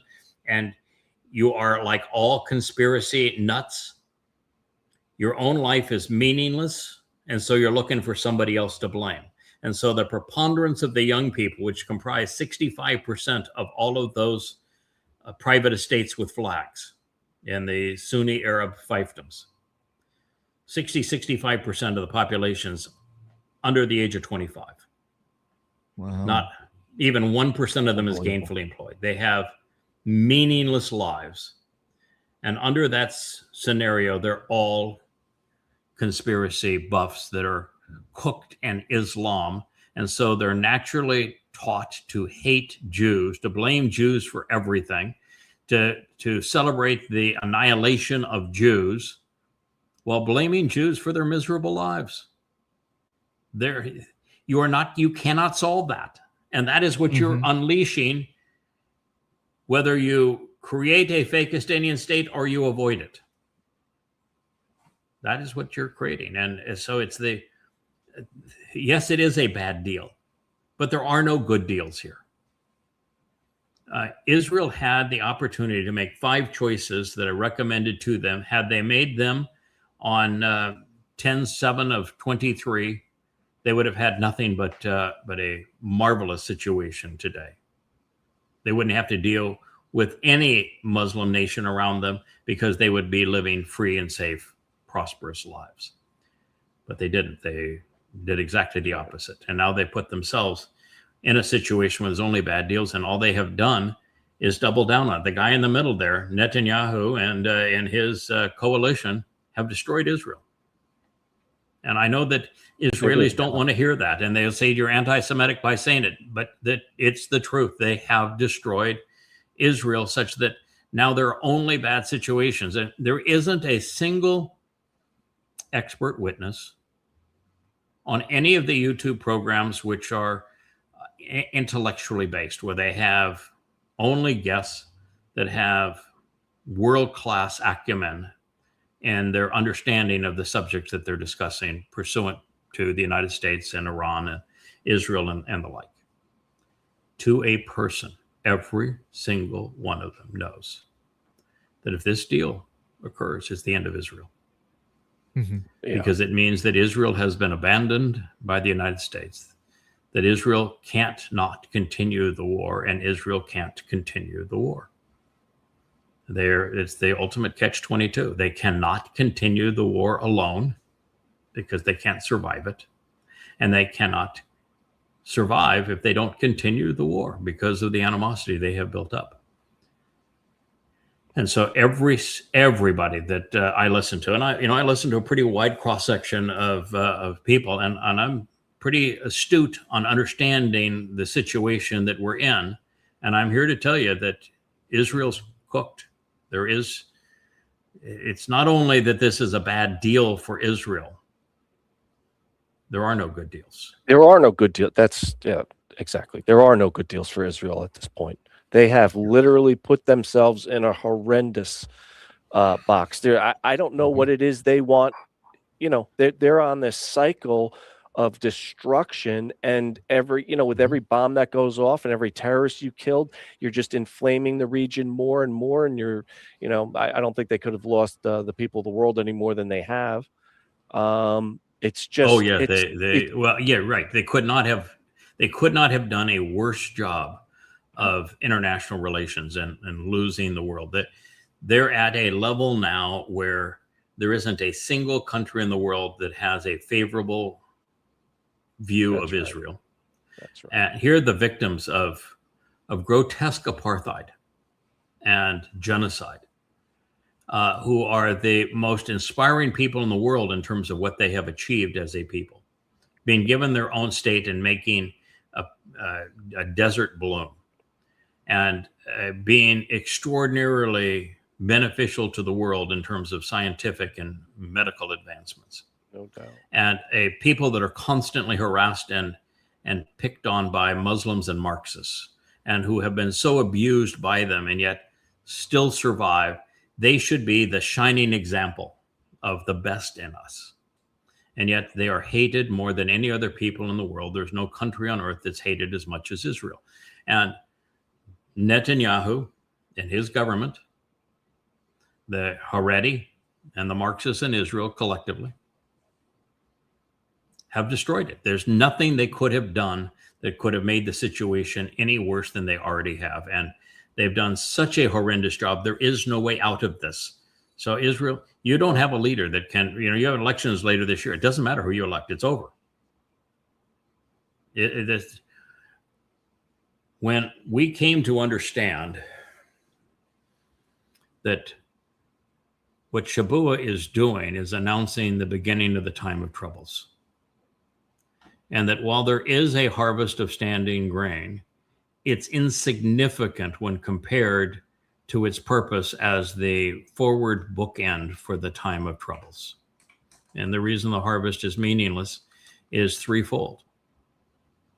I'd be surprised if there were much more than 80 people that God's going to trust enough to take.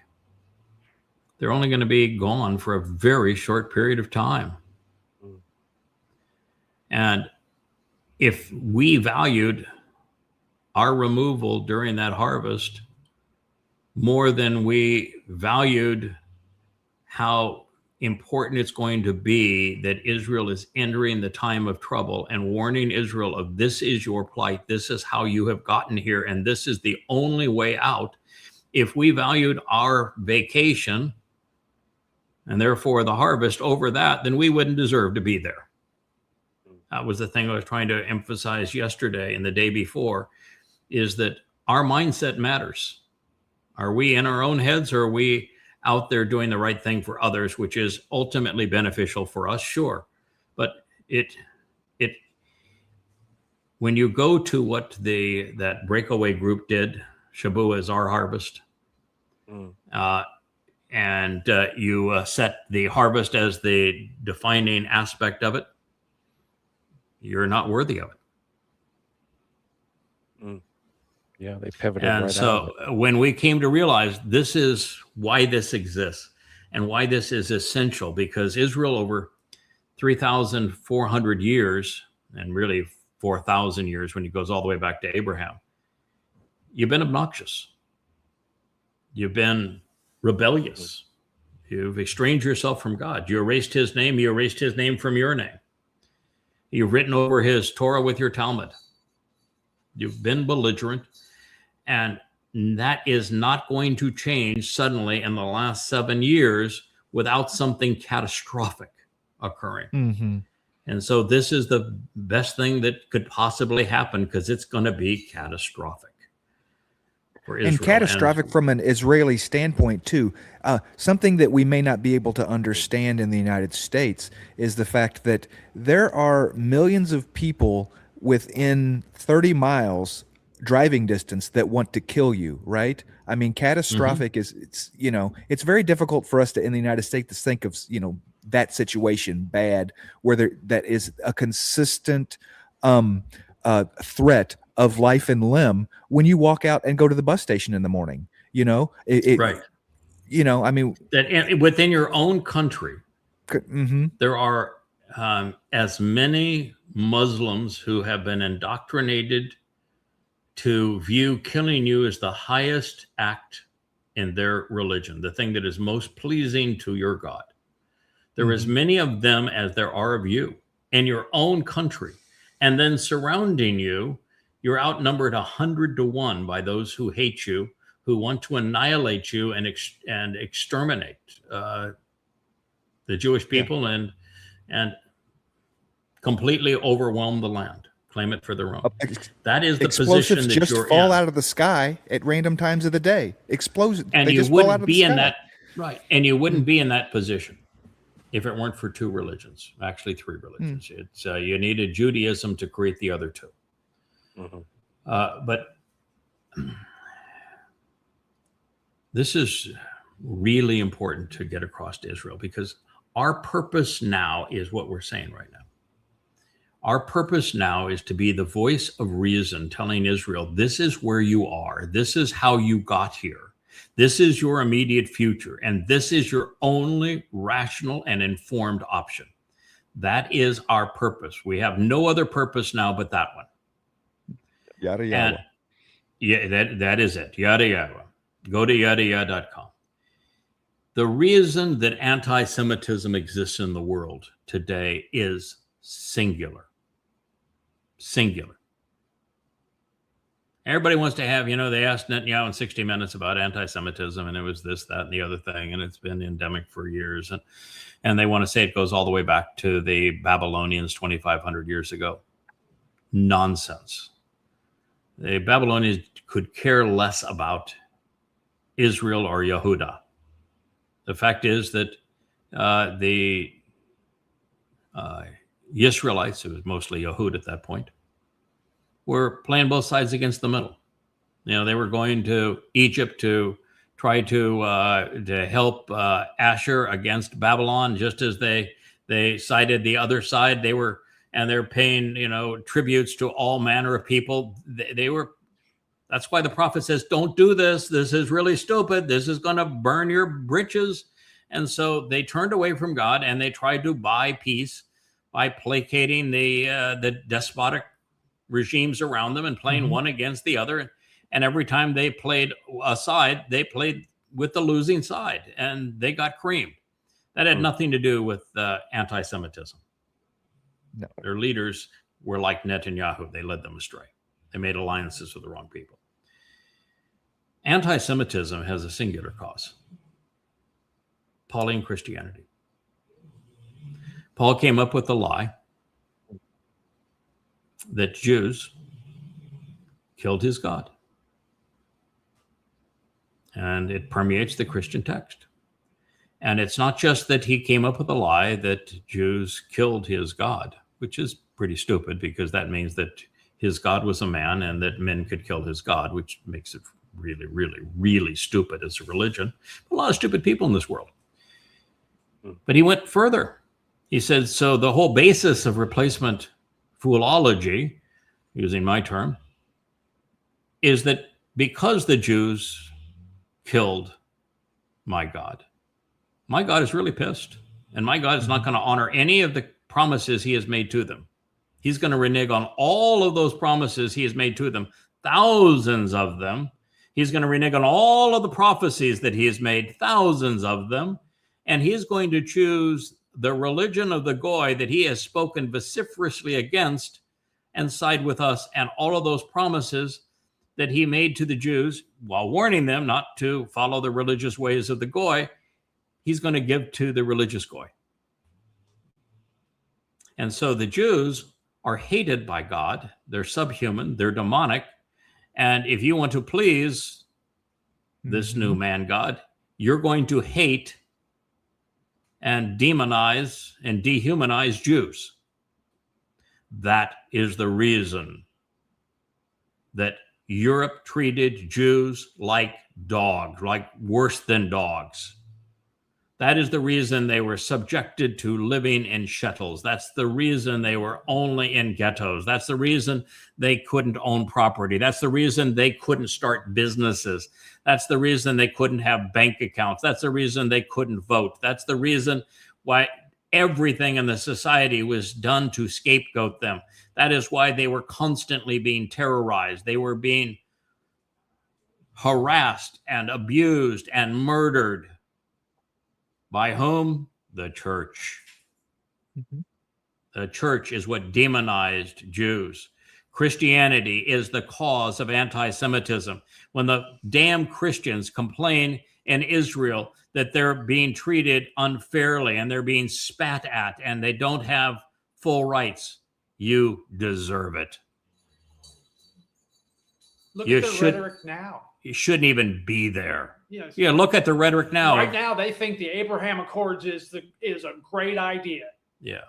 Look at so the very fact is that the cause of anti-Semitism is the Christian New Testament and the Roman Catholic Church. And it is what caused the Holocaust. It's not the Nazis. Well, even the Nazis with Muslims. It's because of the damn Roman Catholic Church and Christianity that had poisoned the minds of Europeans to the point that they thought it was a good idea. Let's torture Jews. Let's rob them. Let's kill them. Let's exterminate them, even the children. So it's Christianity. Yeah. And Christianity exists because rabbis trained Paul to be a rabbi. To quote mine, and to misrepresent everything God said, to invert what God said, to erase his name, and to completely upend what he said with but I say. And that is the essence of Christianity. There's not a single quote from the Torah, prophets, and Psalms that's accurate. And the whole argument is I can take everything God said about Dowd as the Messiah, as the Son of God, as our Savior, and I can steal it from him, and I will apply it to this stupid misnomer that never existed. And oh, by the way, with the rabbis there, knowing what it says in the 89th Mizmor, knowing what it says in the 22nd Mizmor, knowing what it says in the 18th chapter of Devarim and the Torah, knowing what it says in Yeshaya 9 and Yeshaya 53, knowing what it says about Dowd, let it happen. And rather than responding and saying everything you're saying is nothing but a pathetic ripoff of Dode as the Messiah and the Son of God, who was the one that was crucified. We were given the exact date he would be crucified. He told us in Daniel. Mm-hmm. You've done nothing but lie here. But they didn't say that. Instead, they promulgated a false Messiah of their own, Bar Kokhba. So the rabbis are responsible for Christianity, and Christianity is responsible for anti-Semitism. And then you want to deal with the Muslims that we talked about, where there's 2 billion of them that want every Jew dead, that want to control Israel because that's what their God demands of them. And I don't say this haphazardly. Look at it. You want to know any of this? I've got the 5 volumes of Twistianity. Read them. I prove everything I'm saying about the nature of that fraudulent religion and how it was conceived. But I've also got the 5 volumes of goddamn religion. 4,200 pages of absolute proof that rabbis are the reason the Quran exists. They sold Muhammad Talmud stories, which he used to fill the Quran with all the characters of the Torah. And he twisted them to serve his situation. And that without the rabbis, there is no Quran. There is no Islam. And those 2 billion people that you think are somehow negotiable, that you can form a deal with, and a treaty, an Abraham Accord with, because they mention the name of Abraham in their goddamn Quran, because they bought the story from your rabbis. Yeah. And of course, when Muhammad knew that they were right, and the rabbis were mocking him for claiming that Allah revealed what they had read to him, he slaughtered them. Kabar, Yahud. Kabar, Yahud. Kabar, yeah. And they still can't figure it out. So Israel's toast. And the only person alive that knows why Muslims hate them and why it can't be resolved, and why Christians created anti-Semitism and that can't be resolved, and that the rabbis are the core problem for Israel, you're listening to him. He is the one and only. And so this is our time. And so the idea of God removing us at this critical junction, you think that God hates his people? This is their only hope. I mean, there is no one and nothing out there that comes anywhere close to this. That's why I've been so insistent that everybody within the covenant family accepts some responsibility. Do your own show. Start producing it. Talk about who you are, how you came to know Yahweh, what you're going to do with your life, how you're going to make it count. That is where we are. The only voice that's countering him that's not anti-Semitic. In fact, we are the most pro-Semitic people in the world, because Shem means name. And oh, by the way, on David's second of 6 lives, he was Shem. Mm-hmm. Dr. Jeff calls it Philo-Shemitic. Philo-Shemitic. And he's right. So it's bad. And there is only one good, shub for shub, or no shub for you. You need to return to Yahweh. I understand the Leia's actually written a song, shub for shub or no shub for you. We haven't done the graphics for it yet, but there is one in the hopper that is on shub. Yeah. Nice. But that is the answer. Yep. Well, we're at 2 Who do you hours. have there You wanna do next? more? Okay, we'll do one more. Oh. One of the great lies, I would say it's the second most deadly lie among men. God told us about this in Shemuel. Remember when the people voted for Saul, and Shemuel went to Yahweh and said, "I have failed you." They want a king in the order of the Goyim, and so that means a Goyish government and integration of religion and politics. And Shemuel was distraught, and Yahweh said, "No, they didn't fail you. They rejected me." Is what they have done. And then Yawa delineated the 12 things that were going to happen as to why human governance is terrible. And many of them revolve around that he is going to force your sons to fight for him. Then he's going to tax you to build the war equipment that is used, that he's going to deploy to rob neighbors to increase his land holdings and his wealth, and to control the people through this process. And he went on to say, this is what's going to happen. And we see it happening now. And it's been this way now for a very long time, where people are convinced that the military, which is the epitome of non-freedom. If you were in the Roman legions, your life was worthless. You had absolutely no freedom. Matter of fact, if you even failed in battle, they'd just as soon torture and kill you. And if you retreated, your whole family would be wiped out and you'd be tortured to death. There's no freedom in it. Sparta was the longest lived oligarchy. It wasn't actually a democracy, but because there were no surviving democracies, but an oligarchy. And their sons were essentially slaves to war. And their women's were slaves to making slaves for war. The U.S. military is the least free institution in the United States. So if you want to talk about freedom, stay away from the military. You'll have no freedom in the military. There isn't a single situation where the U.S. military defended America's freedom. Not one. Ever. Even the Revolutionary War, it wasn't the U.S. military. It was militias that ultimately defeated the British. And by the way, the vast majority of Americans liked the deal with the Brits at the time.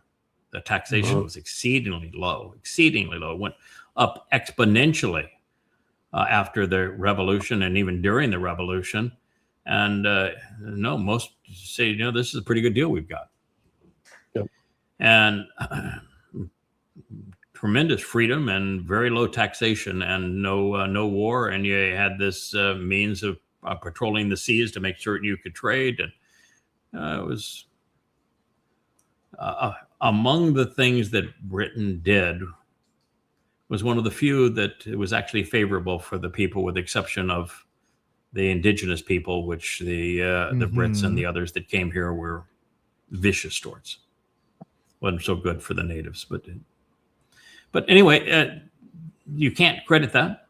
And the Civil War, it was brother against brother. It was, in fact, what the Civil War was all about is you do not have freedom. As a state, you can choose to become one of the states if we approve you, but you can't leave. You have no freedom to leave. That means you're not free. Succession is what caused it. And the North said, no, you can't succeed. We kill you if you succeed. So there's no freedom in the military. In World War II, we did not fight for American freedom. The Japanese weren't invading Japan. They just wanted our warships not to interfere with them. And in Europe, we hung around in the UK for years before we started moving towards Germany. At the time, the Russians had virtually ended the conflict. At a great loss of life, but we weren't fighting for American independence. No. Certainly in World War I, we weren't. I mean, the whole lie of sinking the Lusitania and rallying around the oligarchs to fight a war for the benefit of the oligarchs. What a terrible decision. We didn't fight for American freedom in Vietnam. Lost 60,000 Americans for the military-industrial complex. There was no American freedom involved in Afghanistan or in Iraq, and yet we invaded both places, killed millions of people. No American freedom at risk in Iran. None in Libya. Nope. None in Syria. No, the U.S. military has nothing to do with American freedom.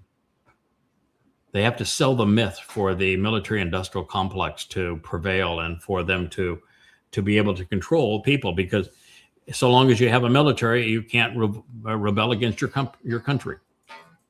Mhm. So this is a terrible problem that exists. This is my phone. For those who don't know, my wife is out in Florida, and sometimes when she's on her own, Leah does not do well on her own. She's there for medical treatments, but she does not do well on her own. So I always have my phone beside me so that I can intervene, as we had to do numerous times yesterday. I will tell you that the service of American and appropriate management of American's airlines is pathetic. She was bumped off 2 flights and treated like dirt yesterday. Just American Airlines, shame on you. It was complete and total dereliction of duty and abuse of a customer. But anyway, that's why I have my phone, and I still have it available even here during the show, knowing that it could ring. That was not her. So that's why I silenced it. While she's gone, I'm tethered to the phone. Mm-hmm. But I want you to know that there are no heroes in the U.S. military. That the U.S. military has never fought for American freedom. And the U.S. military is the least free institution in the country. And that what's being used, the way the U.S. military is being used now to kidnap people and to invade countries and for regime change is despicable. You know, you're going to be slathered as immoral. Yep. What you're doing is grossly immoral if you're part of that. The commander-in-chief now is Satan. He is Rahab. He is the devil in the flesh, not figuratively, not symbolically, for real. And so for those who are marching as a Memorial Day and we have to support our veterans, no, you don't, and you shouldn't. And America would be vastly better if it wasn't spending $1 trillion, squandering $1 trillion, making bad situations worse around the world with its military. And America 2/3 of the would be budget. freer. Yeah. would be 2/3 freer. of what we spend money on is military or free stuff for other for people. You know, 2/3 of you've got the entire government is a complete waste. You can reduce the size of the U.S. government by 99.9% and have more productivity and more freedom. It is a complete waste. Social Security is a Ponzi scheme. And socialized medicine is useless medicine. It's not productive anywhere. Socialized anything is.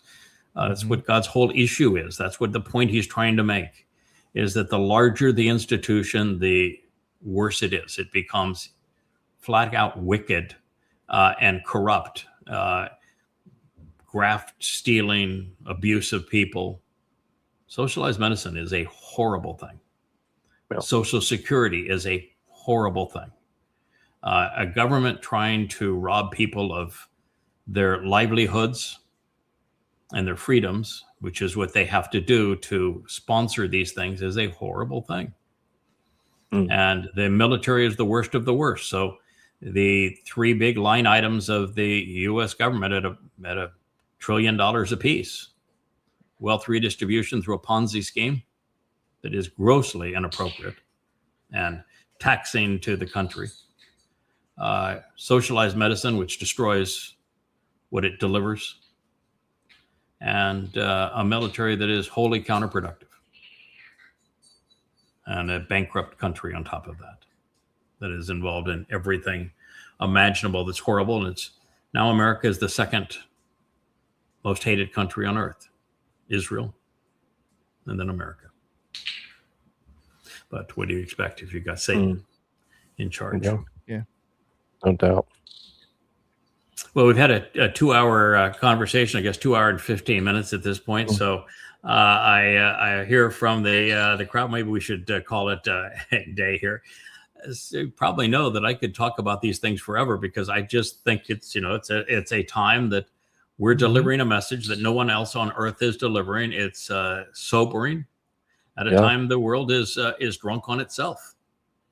And it's the only message worth hearing right now. It's the only light in this very dark world.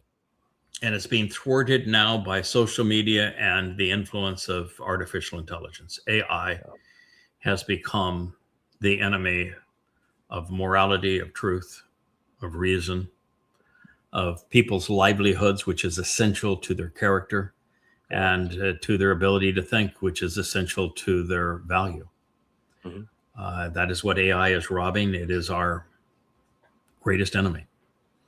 And so this is a voice of an opposition to that. Well, gentlemen, a genuine pleasure to speak with you, Will. It's always an honor. You're a fine man. I respect you and love your son. And doing programs with you is always fun. And Kevin, you're a good guy, man. I mean, we'd be in a real pickle without you. You're the glue that keeps this all together. But it's not just the fact that you outwork the rest of us and that you are the go-to guy for almost everybody in getting things done. Yeah, you're the man that gets it done. But you've got keen wit, great knowledge. You're a delight to call brother, friend, co-host. And Covenant member. Kevin's great. Rich, I know you're feeling bad. You keep on standing up, trying to get it to work. Rich says he's having slight improvements with the leg. He doesn't like it when I call him a clot rancher, but he's on his meds. He's supposed to be making some progress, but good. We'll just see. He says, "All right, don't send me a text. Don't tell me how you're feeling." He says that makes me feel really bad. So we just ignore him. He's how's you doing, Rich? Fine. I'm doing fine. So, just put some dirt on it. Put some dirt on it. It'll feel better. Just put some dirt on it. There it is. Yeah, the old sandbox trick. Wookie is over there saying, "Oh no, he's good. I like him." Yeah, Rich is nothing wrong with Rich. Rich is all good. Nothing wrong with Rich, man. He's my buddy. Yeah, Ash. Oh, yeah. Kara's at his feet, and Asher's is there too. So, yep. Rich is the dog whisperer. They all know he's the good guy. So, well, anyway, thank you for a marvelous show. We look forward to being with you again tomorrow. Thank you. Very good, guys. Good being with you. Hey there. Thanks for tuning in. That was Fetch. Gotta run now. Catch y'all on our next podcast.